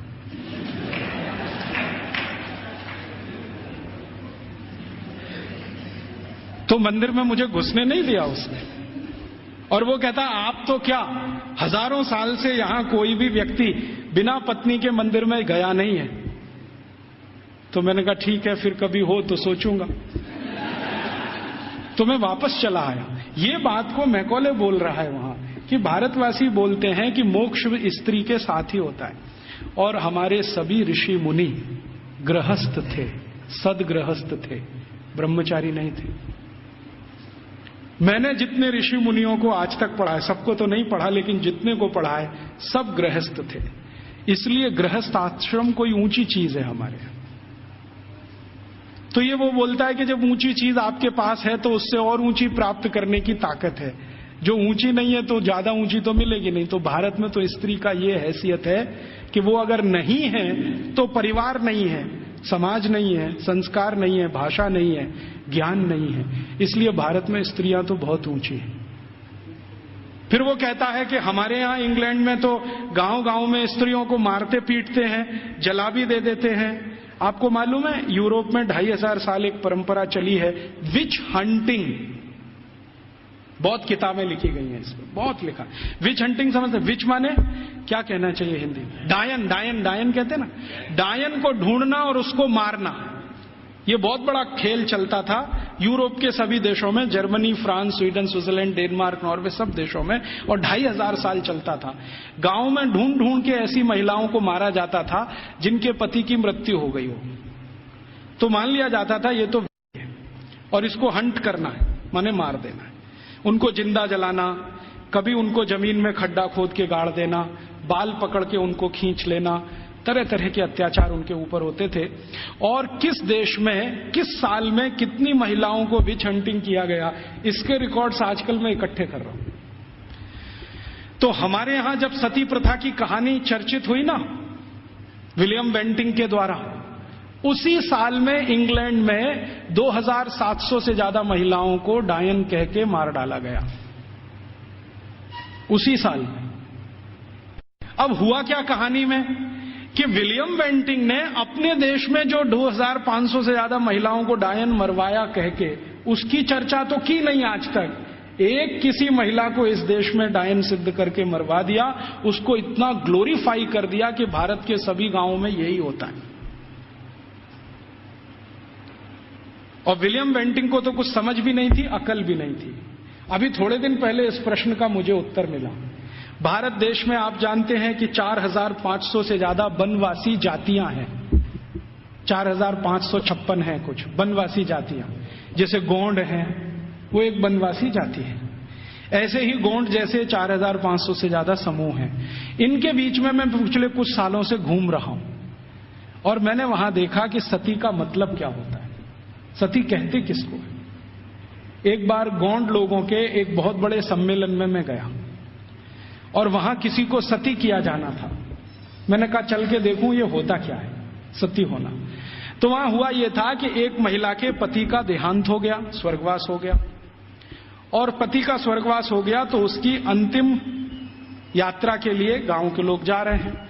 अंतिम संस्कार वो ऐसे ही करते हैं जैसे हम करते हैं, अग्निदाह करते हैं, लकड़ियां इकट्ठी करते हैं। तो मैंने देखा कि उसकी पत्नी आती है और उसके चारों तरफ प्रदक्षिणा करती है और संस्कृत के मंत्र बोलते हैं। कभी कभी उनको भूल जाएं तो वो अपनी भाषा के मंत्र बोलने लगते, लेकिन मंत्र उच्चार होता है, बराबर होता है, पूरे समय होता है। जितने समय तक लाश जलती है तब तक वो मंत्रोच्चार करते रहते हैं, कुछ ना कुछ बोलते हैं।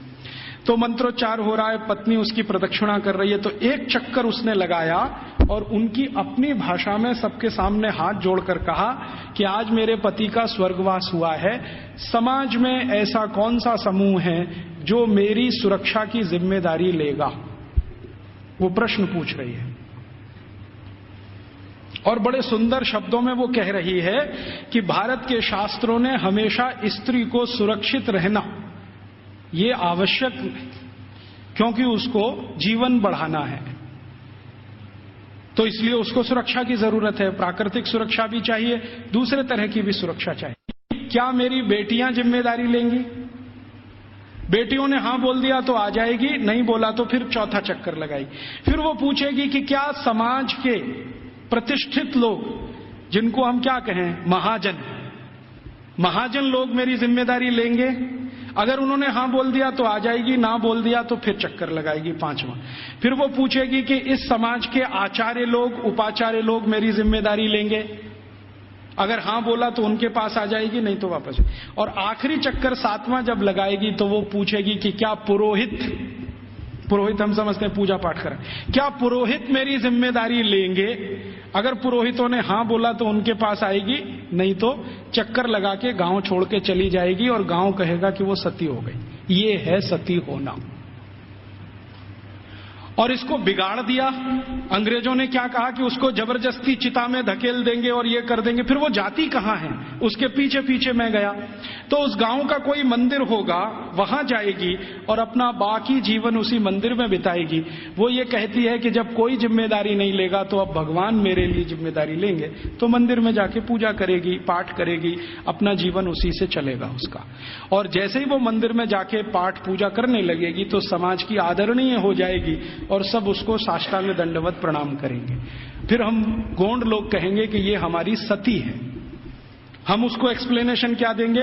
वो पति के साथ जिंदा जला दी गई, वो सती है। सती होना कोई ऊंचा कर्म रहा है इस देश में, हम उसको समझ नहीं पाए। अंग्रेजों ने जो डिस्क्रिप्शन दे दिया उसी को अंतिम मान के हमने अपना मान लिया कि ऐसा ही कुछ होता होगा। ये होता है, और ये सिर्फ गोंडों में ही नहीं होता, भीलों में भी होता है। गोंड हैं, भील हैं, जितने तरह की जनजातियां हैं, ज्यादातर में ये होता है।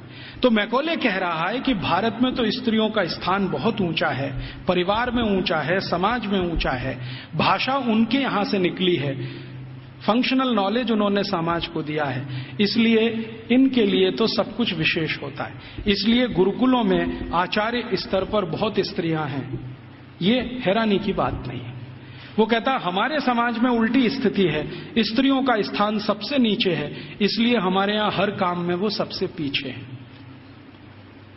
तो इस तरह की कुछ बातें हैं जो मैकॉले के डॉक्यूमेंट्स बताते हैं, और विलियम एडम ने इससे भी ज्यादा कुछ खोज की है, और उसके डॉक्यूमेंट्स इससे भी आगे की कई बातें बताते हैं कि भारत के ये जो गुरुकुल हैं, इन गुरुकुलों का योगदान क्या है समाज में।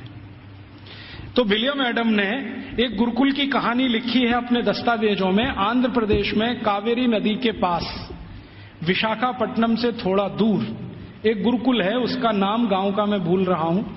तो वो गुरुकुल है, उसने क्या योगदान दिया है? तो वो कहता है विलियम एडम कि ये जो गुरुकुल है ये बहुत पुराना है, और उसके दस्तावेज पुराने हैं।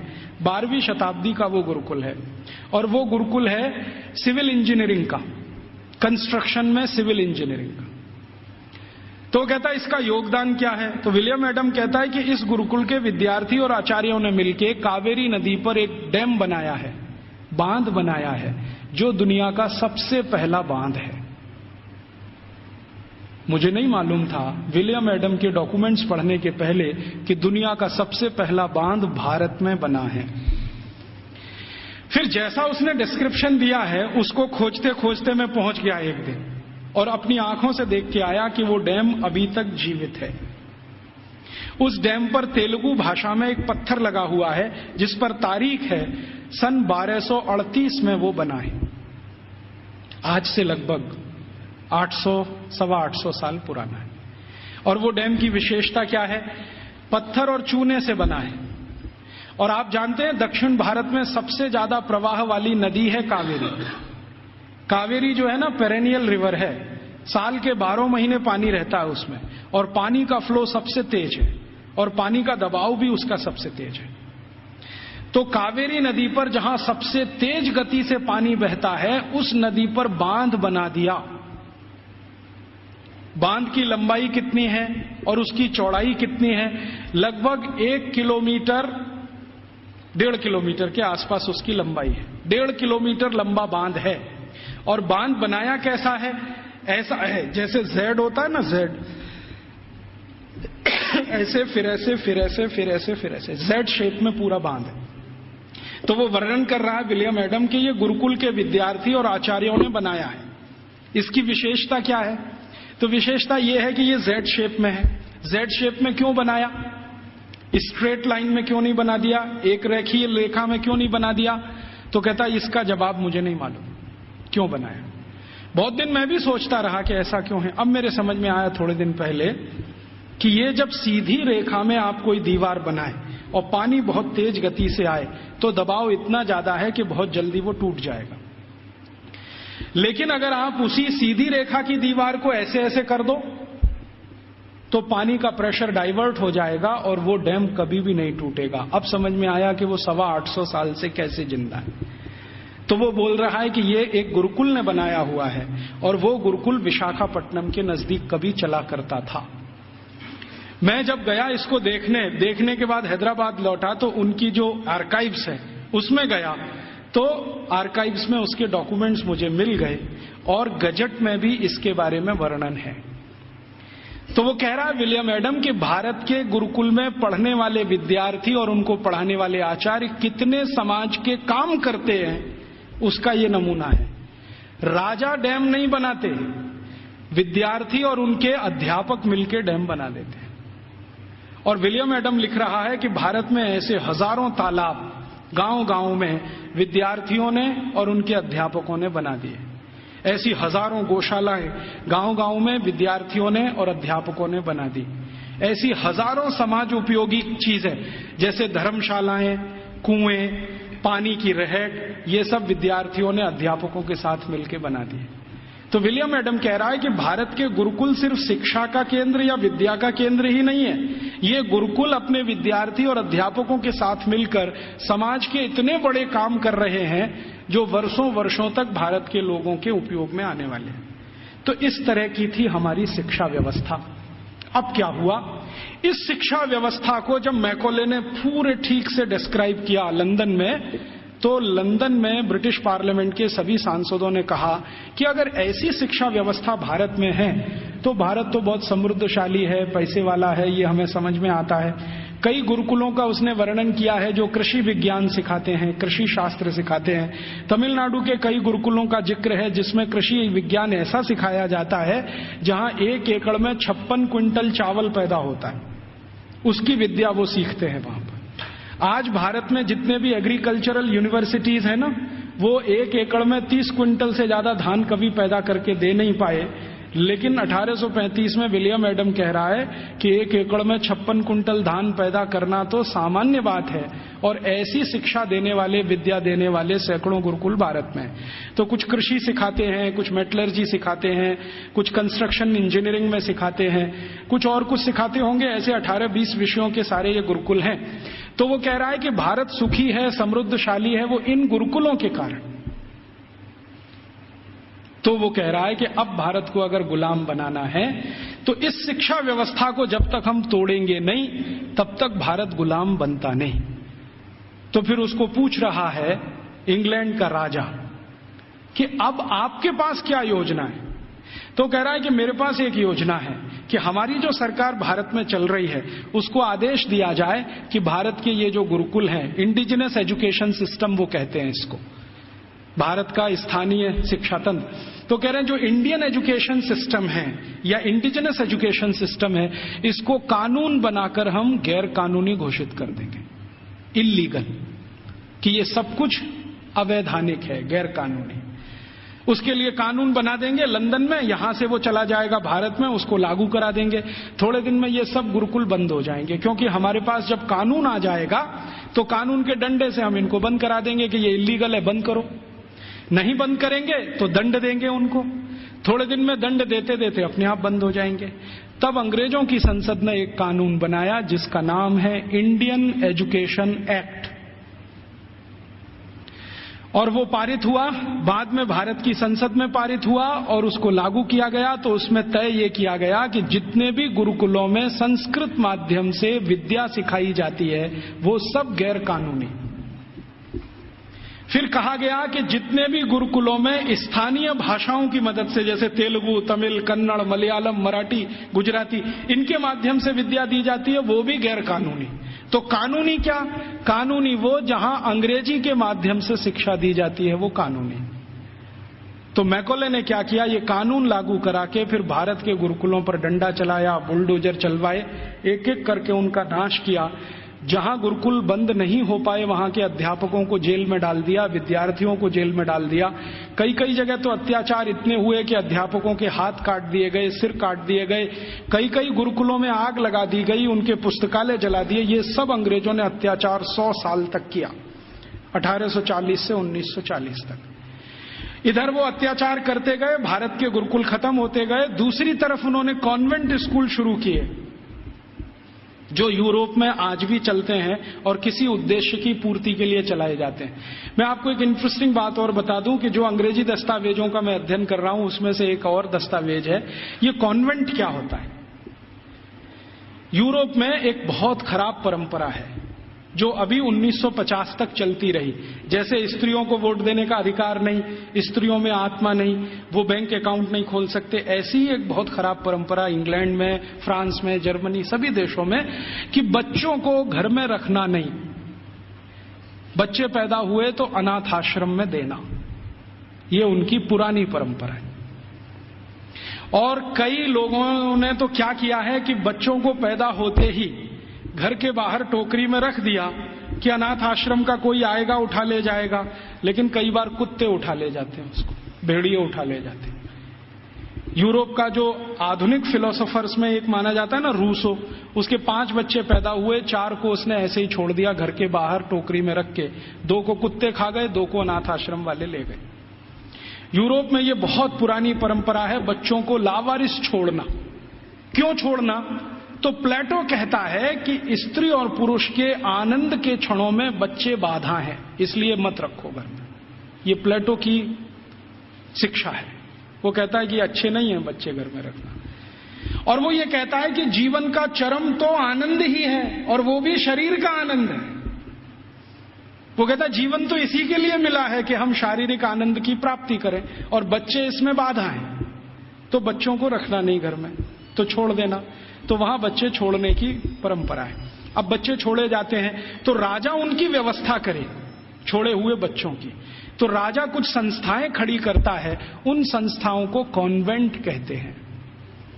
कॉन्वेंट माने लावारिस बच्चों को पालने वाली संस्थाएं, अनाथ बच्चों को पालने वाली संस्थाएं। कॉन्वेंट माने अनाथ बच्चों के स्कूल, लावारिस बच्चों के स्कूल। तो यूरोप में ये कॉन्वेंट चलते हैं। तो ये मैकॉले कह रहा है कि भारत में भी यही चलाएंगे। तो कोई सांसद उससे पूछ रहा है कि भारत में कोई अनाथ होता है? उसने कहा होता तो नहीं है, लेकिन हम बनाएंगे। होता तो कोई नहीं है, क्योंकि भारत में किसी बच्चे के माता पिता भी मर जाएं तो उसके चाचा चाची हैं, ताऊ ताई हैं, मामा मामी हैं, मौसा मौसी हैं, बुआ फूफा, कोई तो लेगा उसको। यूरोप में तो हैं माता पिता, तो भी छोड़ देंगे। तो यूरोप में ये जो लावारिस बच्चे हैं, इनको पालने के लिए कॉन्वेंट खड़े किए जाते हैं। कॉन्वेंट को चलाने वाले ज्यादातर क्रिश्चियन इंस्टीट्यूट होते हैं या चर्च होता है। राजा चर्च को दान देता है और उस पैसे से ये सब चलते हैं। तो सबसे पहला कॉन्वेंट इस मैकॉले ने भारत में खुलवाया, कलकत्ता में। और उस कॉन्वेंट में कोई पढ़ने नहीं आता था, तो इसने दूसरा कानून बनवाया कि जो भारतवासी ईस्ट इंडिया कंपनी और अंग्रेज सरकार की नौकरी करेंगे और कलकत्ता में रहेंगे, उनको अपने बच्चे यहां भेजना आवश्यक है, नहीं तो नौकरी जाएगी। तो जबरदस्ती भारतवासी जो उनके यहां काम करते थे, उन्होंने अपने बच्चे भेजना शुरू किया। फिर धीरे धीरे एक कॉन्वेंट से 2 हुआ, 2 से 3 हुए, 3 से 10, 10 से 20, 50, 100, अब हजारों हो गए। अब भारत में ऐसा कोई गांव नहीं जहां कॉन्वेंट नहीं। तो मैकॉले ने एक विष बीज डाल दिया जो अभी वट वृक्ष बन के फैल गया। अब तो ऐसे ऐसे कॉन्वेंट स्कूल हैं इस देश में, बजरंगबली कॉन्वेंट स्कूल। आपको देखना हो तो मैं दिखा सकता हूं आपको। बंबई में है, ग्रांट रोड के पास है, रेलवे स्टेशन से बिल्कुल सटा हुआ, बजरंगबली कॉन्वेंट स्कूल। हाँ, और एक कॉन्वेंट स्कूल है संतोषी माता कॉन्वेंट स्कूल, एक है सरस्वती देवी कॉन्वेंट स्कूल, एक महावीर स्वामी कॉन्वेंट स्कूल खुला है अभी बेंगलोर में, जबरदस्त। अब इनको पूछो चलाने वालों को कि बजरंगबली का कॉन्वेंट से क्या रिश्ता है, या सरस्वती देवी कब कॉन्वेंट स्कूल में पढ़ने गई थी। मूर्खों के मूर्ख इस देश में पैदा हो गए, ना तो अंग्रेज हैं ना तो हिंदुस्तानी है, खिचड़ी बन के इस समाज में पड़े हुए। ना उसमें से आप चावल निकाल सकते हैं, ना मूंग की दाल का दाना निकाल सकते। ये खिचड़ी लोगों ने देश का सत्यानाश कर दिया। ये सब मैकॉले की संतान है। मैकॉले तो छोड़ गया कुछ। जब अंग्रेज गए थे ना, तो रिकॉर्ड्स बताते हैं कि 350 कॉन्वेंट स्कूल थे 15 अगस्त 1947 तक। अब शायद वो 30-35 हजार हो गए हों, तो कोई आश्चर्य की बात नहीं। अब यूरोप में जो कॉन्वेंट स्कूल हैं, वैसी ही शिक्षण यहां हो रहा है। यूरोप में क्या होता है ना, मैंने आपसे कहा कॉन्वेंट माने लावारिस बच्चों के स्कूल। तो वहां जो बच्चे पढ़ने आते हैं, उनको सिखाया जाता है कि देखो ये जो अध्यापक है वो अध्यापक नहीं है, ये फादर है, ये मदर है, क्योंकि असली का पता नहीं।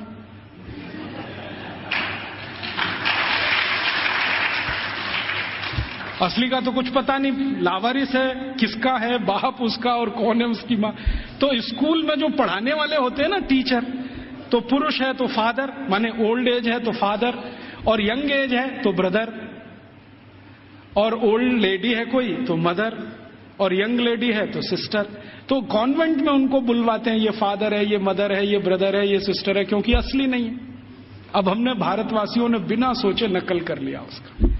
हमारे यहां तो घर में है असली, और कॉन्वेंट में जा रहा है बच्चा तो वहां हो गए नकली, और वहां उसको मदर फादर ही बोलना पड़ता है। अब भारतीय परंपरा में यह है कि किसी बच्चे की दो माताएं तो हो सकती हैं, बाप दो नहीं होते कभी। भगवान कृष्ण की दो माताएं थी, एक ने जन्म दिया, एक ने पाला। रामचंद्र जी मानते हैं कि मेरी 3 माँ हैं, एक ने जन्म दिया है, बाकी 2 प्रेम दे रहे हैं। तो माताएं 2 हो सकती हैं, 3 हो सकती हैं, बाप हमेशा एक ही होता है। अब हमारे कॉन्वेंट में पढ़ने वाले नौनिहालों के हर एक के 2-2 बाप हैं। एक तो घर में है असली और दूसरे हैं वहां नकली। और मैं आपको अंग्रेजी की एक शब्द की व्याख्या करता हूं। अंग्रेजी में एक शब्द होता है जो गाली के रूप में इस्तेमाल किया जाता है, बास्टर्ड। बास्टर्ड वही होता है जिसके 2 बाप होते हैं। तो हमने अपने अपने नौनिहालों को सबको बास्टर्ड बनाने का धंधा शुरू कर दिया और बड़े गर्व से कहते हैं मेरा बेटा सेंट मैरी कॉन्वेंट में जाता है, जीसस कॉन्वेंट में जाता है, फलाने कॉन्वेंट में, ढिमा के कॉन्वेंट में। फिर उन कॉन्वेंटों में बड़ी बड़ी विचित्र विचित्र चीजें सिखाई जाती हैं। आजकल सिखाया जाता वैलेंटाइन डे, सेलिब्रेट करो वैलेंटाइन डे। ये वैलेंटाइन का किस्सा क्या है? वैलेंटाइन का किस्सा ये है कि यूरोप में, मैंने कहा ना बच्चों को साथ रखने की परंपरा नहीं है, ऐसी ही एक बहुत खराब परंपरा है बिना शादी के साथ रहने की। एक शब्द चलता है यूरोप में, लिव इन रिलेशनशिप, माने शादी तो करनी नहीं है लेकिन साथ में रहना है। और ये क्यों ऐसा है? इसमें छुटकारा आसान है, सवेरे किया शाम को निकल गए, कहीं दूसरे के घर में घुस गए, फिर तीसरे के, फिर चौथे के। तो जैसे कुत्ते घूमते रहते हैं ना, ऐसे। लिव इन रिलेशनशिप माने कुत्ता संस्कृति। लेकिन मुझे कई बार लगता है भारतीय कुत्तों से भी ज्यादा खराब यूरोपियन कुत्ता संस्कृति। भारतीय कुत्ते फिर भी थोड़े वफादार हैं, यूरोप वाले तो उतने भी नहीं है। तो ये लिव इन रिलेशनशिप का चक्कर बहुत है। और आपको सुनकर आश्चर्य होगा कि पहले से और आज तक यूरोप की 70% प्रजा बिना शादी के रहती है, बिना शादी के रहते। आप अभी भी जाके देख लो, लंदन में, पेरिस में, कहीं भी। अमेरिका में तो ये प्रतिशत 78% है, बिना शादी के रहते हैं। अब बिना शादी के रहते हैं तो पत्नियां बदलती हैं, माफ करो पत्नी तो हो ही नहीं सकती, स्त्रियां बदलती रहती हैं। उनको वो विचित्र विचित्र नामों से संबोधित करते हैं। इंग्लैंड में एक नाम चलता है Mrs Lloyd, Mrs Topno, Mrs ये, मिसिस वो, माने ये उसकी रखेल है जिसके नाम से कहा। मिसिस माने पत्नी को छोड़कर कोई भी महिला जिसके साथ आप बिस्तर शेयर करते हैं वो सब मिसिस होती है। तो वहां तो ये है सारा खेल, स्त्रियां तो शादी के बिना, पुरुष तो शादी के बिना। तो कभी कभी बीच बीच में यूरोपियन लोगों को कुछ अच्छे विचार भी आ जाते हैं। तो 4वीं शताब्दी में, आज से लगभग 1600 साल पहले, एक व्यक्ति पैदा हो गए रोम में, उनका नाम था वैलेंटाइन। वो चर्च के पादरी हो गए। उन्होंने भारत का साहित्य कुछ पढ़ा। भारतीय साहित्य बहुत जगह फैला है, हम सब जानते हैं। तो वो पढ़ लिया, उनके विचार बदल गए। उनका कहना है कि सबको शादी करके ही रहना चाहिए। और वो प्रचार करने लगे गांव गांव घूम के कि भाई शारीरिक संबंध बनाओ तो पहले शादी करो। तो राजा जो था उस समय, क्लॉडियस नाम का एक राजा था रोम में, वो कहता था आप ये क्या बकवास करते हैं? वो कहते थे ये बकवास नहीं है, बहुत अच्छी जीवन पद्धति है। पूर्वी भारत में, पश्चिम भारत में सब जगह यही चलती है। वहां के लोग बहुत अच्छे हैं, स्त्रियां बहुत अच्छी हैं, आप भी अगर इसमें आ जाओ तो बहुत अच्छा होगा, बीमारियां कम हो जाएंगी वगैरह वगैरह, समाज व्यवस्थित हो जाएगा। तो वो घूमते थे गांव गांव, प्रचार करते थे भाई शादी करो, शादी करो, शादी करो।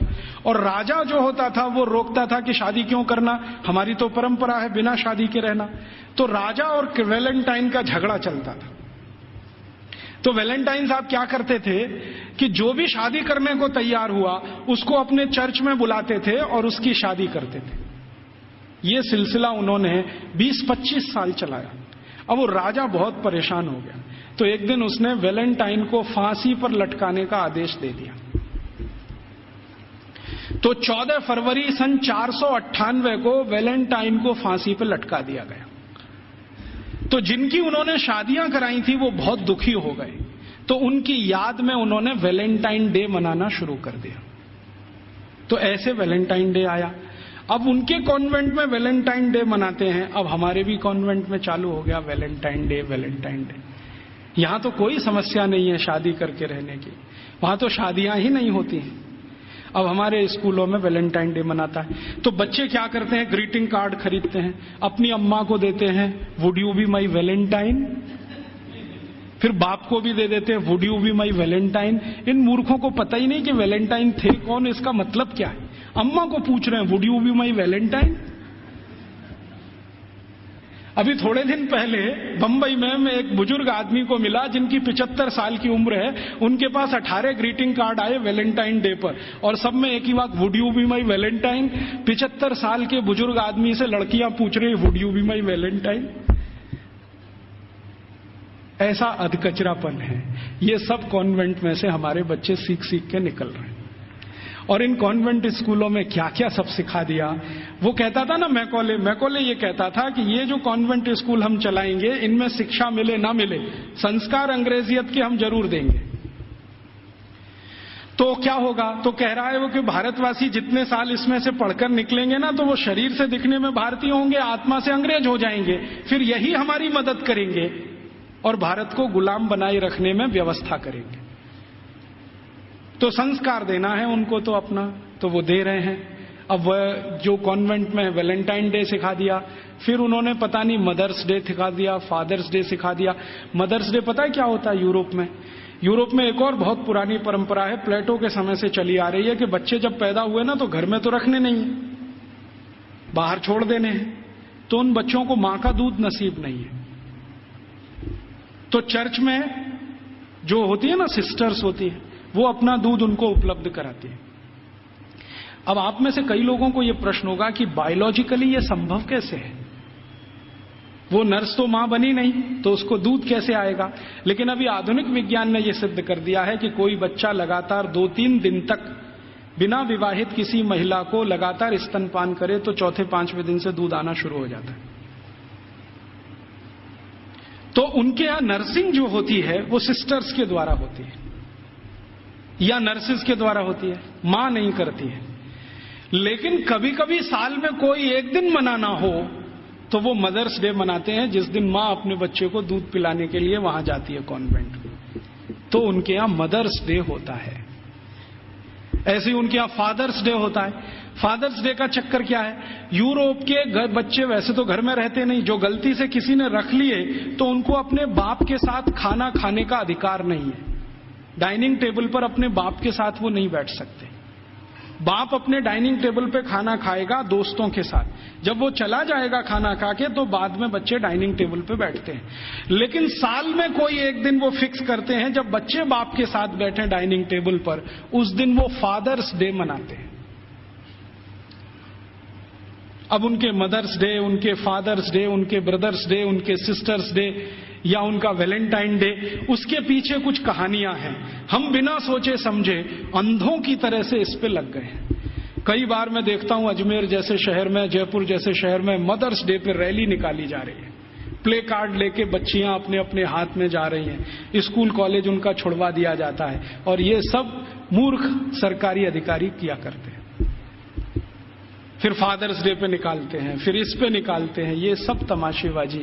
ये मैकॉले हमारे यहां छोड़ के गया, और वो बार बार कहता था कि हमें संस्कार देना है, शिक्षा दे पाए ना दे पाए वो महत्व का नहीं, अंग्रेजियत का संस्कार देना।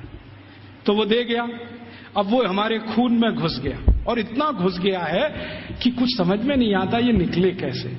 कई बार मैं किसी के घर में जाता हूं तो पिताजी का नाम है रामदयाल, माताजी का नाम गायत्री देवी, बेटे का नाम टिंकू। अब मैं पूछता हूं कि ये रामदयाल और गायत्री देवी का टिंकू कहां से आ गया?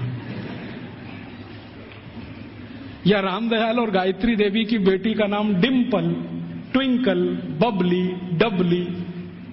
क्या है बबली का मतलब, क्या है डबली का मतलब? इस तरह के नाम हमने रखे हुए। घुस गई अंग्रेजियत हमारे घर में। हम सब मातृभाषा में हिंदी, और रोज घर में बोलते हो Rajiv Dixit, she is my missus. तो मैं पूछता हूं really she is your missus? क्योंकि यूरोप में मिसेस का माने धर्म पत्नी को छोड़कर कोई भी महिला।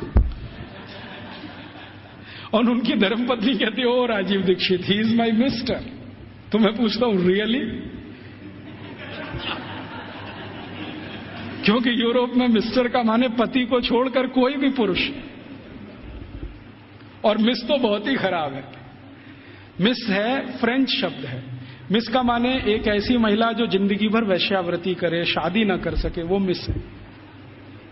हम बड़े गर्व से लिखते हैं मिस फलाना, मिस ढिमाका, मिस ये, मिस, बिना सोचे समझे। और सबसे खतरनाक शब्द यूरोप में है अंकल। सबसे खतरनाक है, क्योंकि जिसके बारे में आपको कुछ बताना ही नहीं हो उसको अंकल बोल दो, जिसके बारे में नहीं बताना हो उसको आंटी बोल दो। हमारे यहां अंकल आंटी कैसे हो सकते हैं? या तो चाचा होंगे, या तो काका होंगे, या तो मामा होंगे, या तो मौसा होंगे, या तो ताऊ होंगे। सब कुछ हमारे यहां निश्चित है।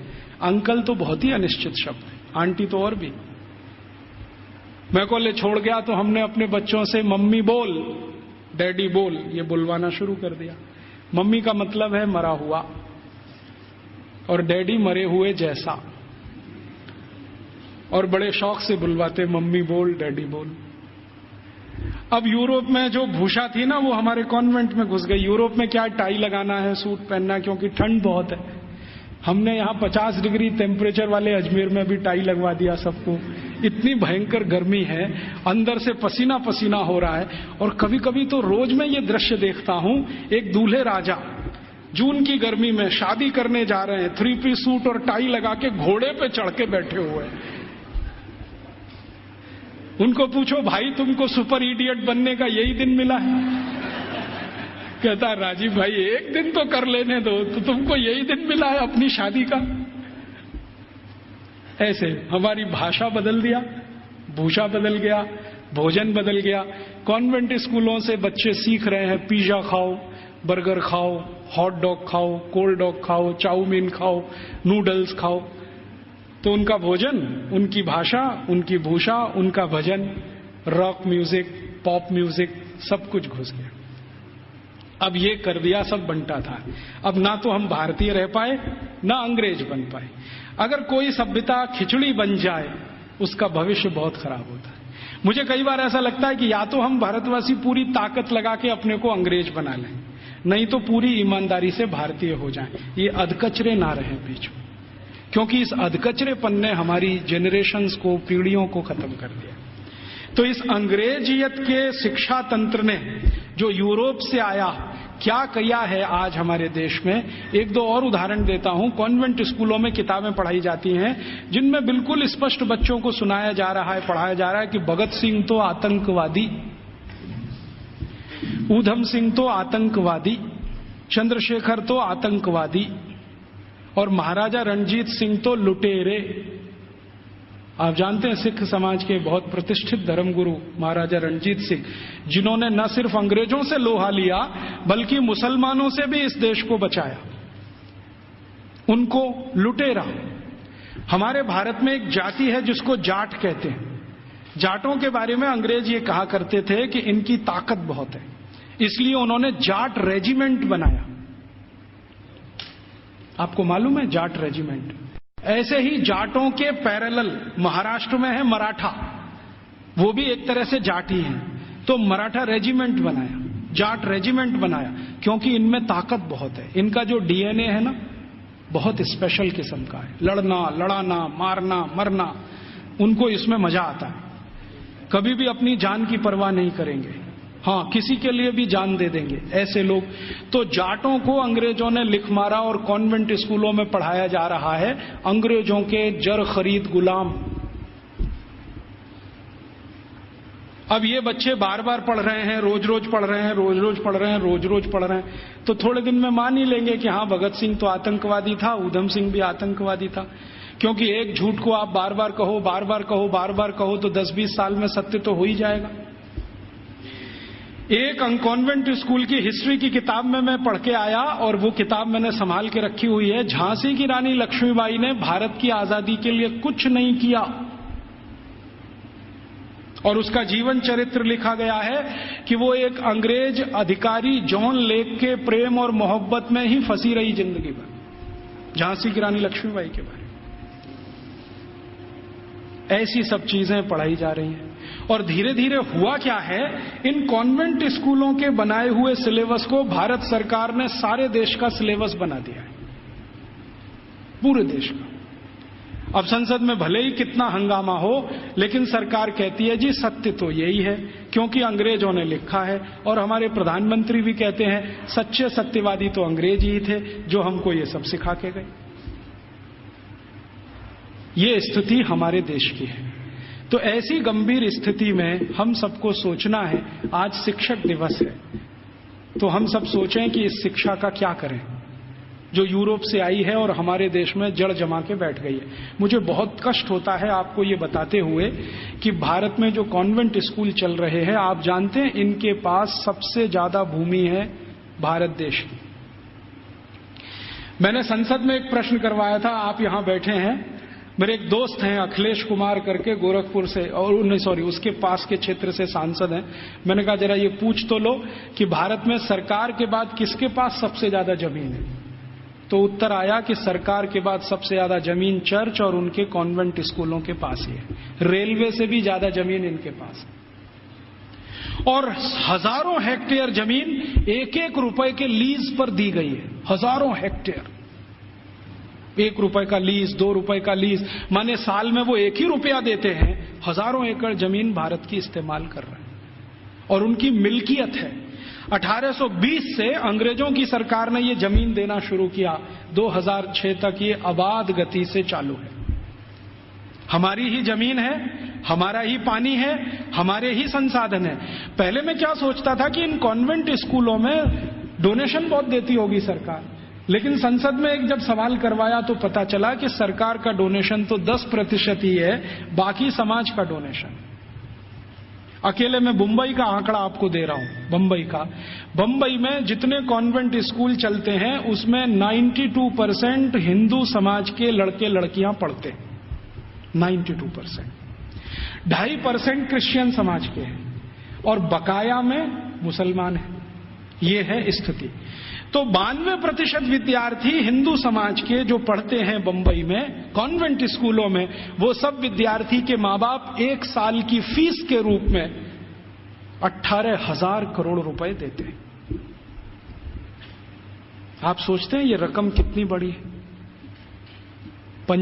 राजस्थान सरकार के बजट का लगभग आधा बंबई, सिर्फ बंबई के कॉन्वेंट, फिर कलकत्ता के कॉन्वेंट, मद्रास के कॉन्वेंट, हैदराबाद के कॉन्वेंट, दिल्ली के, इन सबको मैंने जोड़ना शुरू किया। फिर बी क्लास सिटीज के कॉन्वेंट जैसे अजमेर है, जयपुर है, ऐसे शहर, फिर सी क्लास।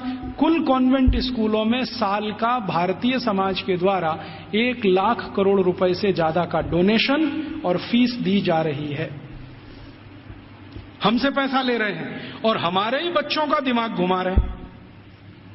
और ऐसे ऐसे दिमाग घुमाए जाते हैं। एक कॉन्वेंट स्कूल के खिलाफ मैंने मुकदमा दाखिल किया हुआ है गुजरात हाई कोर्ट में। मामला क्या था, छोटे छोटे बच्चे वहां पढ़ने को आते हैं, तो उन बच्चों को लेने के लिए बस जाती है, तो ड्राइवर को कहा जाता है कि जानबूझ के बस बंद कर देना।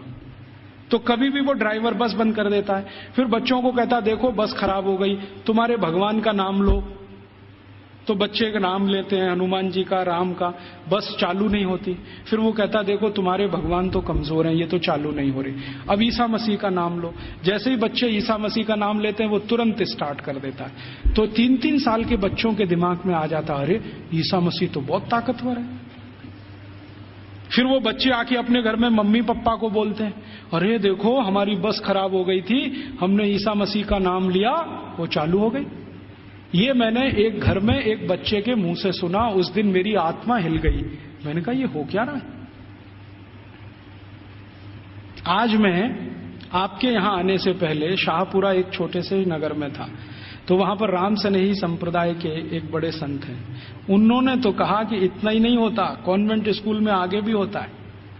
बच्चे जो छोटे छोटे होते हैं ना, जिनके मन भोले भाले हैं, उनको एक खेल खिलाया जाता है कि उनके राम और कृष्ण है ना, उनकी मूर्तियां बनाई जाती हैं मेटल्स की और बच्चों को दिया जाता है। फिर वो कहते हैं कि स्विमिंग पूल में इनको तैराओ, तो बच्चे उनको डाल देते हैं, वो सब डूब जाती है क्योंकि मेटल्स की। तो कहते हैं देखो तुम्हारे भगवान डूब गए। फिर उन्हीं छोटे छोटे बच्चों को काष्ठ की मूर्तियां दी जाती हैं, लकड़ी की, ईसा मसीह की, कहते तैराओ, तो वो तैरने लगती है। तो बच्चों को कहते हैं देखो ईसा मसीह इतने ताकतवर हैं कि वो तैर सकते हैं, रामकृष्ण तो डूब गए तो तुमको भी डूब। तो लोकमान्य तिलक की इस बात को फिर याद करें, दुश्मन हमसे ताकतवर है, बहिष्कार करो और असहयोग करो। बाद में गांधी जी ने उसको और तेज से कहा।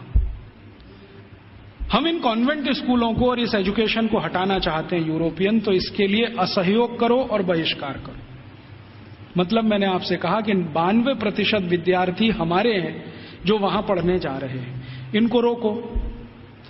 और हम इसको अपने घर से शुरू करें कि हम हमारे घर के किसी बच्चे को कॉन्वेंट में नहीं पढ़ाएंगे, क्योंकि हम उसको बास्टर्ड नहीं बनाएंगे। वो इंजीनियर बने न बने, डॉक्टर बने न बने, कम से कम बास्टर्ड तो ना बने। इतना अपमान तो न करें हम अपने पिता का। तो हम नहीं भेजेंगे हमारे बच्चों को। तो फिर कहां भेजेंगे? जो हमारे स्कूल चलते हैं उनमें भेजेंगे। फिर आप कहेंगे उनमें सुख सुविधाएं कम है, बढ़ जाएंगी। जब धन का प्रवाह कॉन्वेंट स्कूलों से भारतीय स्कूलों की तरफ होगा तो सुविधाएं भी बढ़ जाएंगी। आप सोचो 18,000 करोड़ रुपया बंबई के कुछ कॉन्वेंट स्कूल को हर साल मिलता है, इतना ही रुपया आर्य समाज के गुरुकुलों को मिल जाए, या सनातन समाज के लोगों को मिल जाए, या किसी और संस्थाओं को मिल जाए जो भारतीयता आधारित गुरुकुल चलाते हैं, तो वो सुख सुविधाओं वाले हो जाएंगे। वो तो धन के प्रवाह को बदलने की जरूरत है।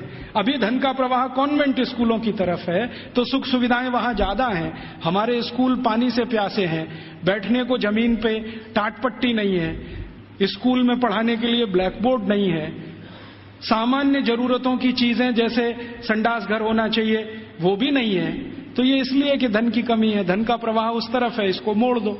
तो समाज में एक बहस चले इस पर कि ये कॉन्वेंट स्कूल आए कहां से हैं, उनके यहां शिक्षा की क्या स्थिति रही है, तो शायद इसमें से एक समझ बने और ये समझ हिंदुस्तान में अगले 2-3 वर्षों में कोई अभियान का स्वरूप ले और ये अभियान हिंदुस्तान के इस विष बीज को उखाड़ कर फेंक दे, ऐसी भावना मेरे मन में है।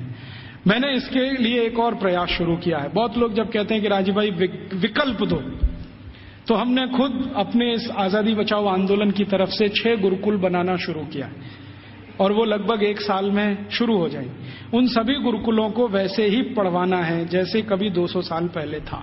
वही 18 विषय हमने चुने हैं जो 200 साल पहले पढ़ाए जाते हैं। और हमारे गुरुकुलों की ये मान्यता रही है कि शिक्षा और विद्या सबके लिए, किसी एक के लिए नहीं। पैसा है या नहीं ये महत्व का नहीं है, शिक्षा और विद्या हर एक के लिए। वो जाति का है, धर्म का, इससे मतलब नहीं। हमारे गुरुकुलों में सभी तरह के विद्यार्थी। आप तो जानते हैं कि भारतीय शास्त्र कहते हैं कि शिक्षा, विद्या और न्याय और चिकित्सा सबको निशुल्क उपलब्ध होनी चाहिए, बिना किसी भेदभाव के। तो हमने सोचा है कि कम से कम शिक्षा और विद्या तो निशुल्क उपलब्ध कराएं। तो हमारे गुरुकुलों में हम फीस नहीं लेंगे, ये संकल्प से हम शुरू कर रहे हैं। फिर ये चलेंगे कैसे? इनको चलाने के लिए विद्यार्थियों को हर दिन 2 घंटे श्रम दान करना पड़ेगा। या तो 2 घंटे वो चरखा चलाएं, या तो 2 घंटे खेत में काम करें, या तो 2 घंटे वो साबुन बनाएं, मंजन बनाएं, वॉशिंग पाउडर बनाएं। उनको हम बिकवाएंगे और उसके लिए मार्केटिंग नेटवर्क खड़ा कर रहे हैं पूरे देश में, स्वानंद बाजार के नाम से। इनमें ये वस्तुएं बिकेंगी, उससे आमदनी होगी और गुरुकुल उससे चलेंगे, फीस किसी को नहीं देनी पड़ेगी। और हमारा ये मानना है कि जो विद्यार्थी 14 साल पढ़कर निकल गया, कम से कम हर एक के पास 2.5 से 3 लाख रुपए होगा जो उसके अपने श्रम की कमाई होगी। उससे वो अपना कोई व्यवसाय शुरू कर सकेगा, 2,000 रुपए की नौकरी के लिए नहीं भागेगा। और इन सारे गुरुकुलों को हम ज्ञान आधारित बना रहे हैं, डिग्री आधारित नहीं, क्योंकि ज्ञान ऊंचा होता है, डिग्री ऊंची नहीं होती कभी भी। अंग्रेजों ने हमको उल्टा फंसा दिया, ज्ञान आधारित हिंदुस्तान को डिग्री में फंसा दिया। अब हम किसी की भी परीक्षा लेते हैं तो भाई तुम्हारे पास डिग्री क्या है? डिग्री कोई महत्व की नहीं होती। चरक ऋषि की क्या डिग्री थी? सुश्रुत ऋषि की क्या डिग्री थी? सांख्य दर्शन की जिन्होंने पूरे दुनिया को बता दिया, उनकी क्या डिग्रियां थी? खगोल शास्त्र में इतने बड़े बड़े रिसर्च हो गए। आज दुनिया कहती है कि प्लूटो ग्रह नहीं है, हिंदुस्तानियों ने तो 14वीं शताब्दी में कह दिया था कि प्लूटो ग्रह नहीं। अब दुनिया मानती है कि प्लूटो ग्रह नहीं। सूर्य की दूरी पृथ्वी से कितनी है ये आज बोलते हैं, 9वीं शताब्दी में तो हिंदुस्तानियों को मालूम था कि सूर्य और पृथ्वी की दूरी कितनी है। तो ये जितनी महान बातें करने वाले लोग, इनके पास किसी के पास डिग्री नहीं थी, ज्ञान था। ज्ञान ऊंचा होता है, डिग्री नहीं होती। तो हम वही ज्ञान आधारित शिक्षा और विद्या लाना चाहते हैं। अभी शुरू में हम शायद माइनॉरिटी में होंगे, लेकिन हर माइनॉरिटी समय में मेजॉरिटी हो जाती है। कौन जाने कल को ये अभियान चल पड़ा तो बहुत बड़ा हो जाएगा।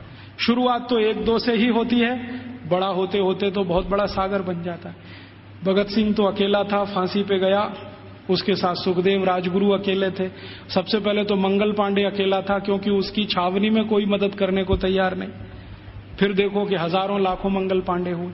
तो आज हम शुरू कर रहे हैं, हो सकता है थोड़े दिन में ये हजारों लाखों हो जाए, लेकिन इसमें आप सबका प्रयास होगा तो होगा। अकेले हम करेंगे तो नहीं होगा। तो आप भी इसमें लगे, हम भी लगे हैं। और आप में से जो आर्य समाजी हैं उनके लिए तो ये बहुत आसान है। मैंने एक पाठ्यक्रम तैयार किया है। आर्य समाज के जितने गुरुकुल भारत में चलते हैं उनको हम वो दे सकते हैं। हमारा उस पर कोई कॉपीराइट नहीं है, सबको कॉपी करने का कंप्लीट राइट है। क्योंकि हम मानते नहीं कि ज्ञान पर किसी का विशेष अधिकार है। ज्ञान तो सबके लिए। मैंने कहीं से लिया, आपको दिया, आप किसी और को दे दीजिए। तो आर्य समाज के सभी गुरुकुलों को मैं दे सकता हूं और दूसरे गुरुकुलों को दे सकता हूं। वहां भी ये साथ साथ शुरू हो जाए, हम प्रयास करें, आप भी करें, तो हो सकता है 3-4 साल में इस देश की शिक्षा का ढांचा और दिशा दोनों बदल जाए। ऐसे अभीष्ट की कामना करके आपके पास आया। आपने बड़े ध्यान शांति से सुना, आपका आभारी हूं। इन बातों को किसी और को भी सुनाएंगे तो और आभारी रहूंगा। कुछ बातें ऐसी मैंने कही हों जो आपको अच्छी न लगी हो तो उनको यहीं छोड़कर जाइए, उसके लिए माफी चाहता हूं। धन्यवाद।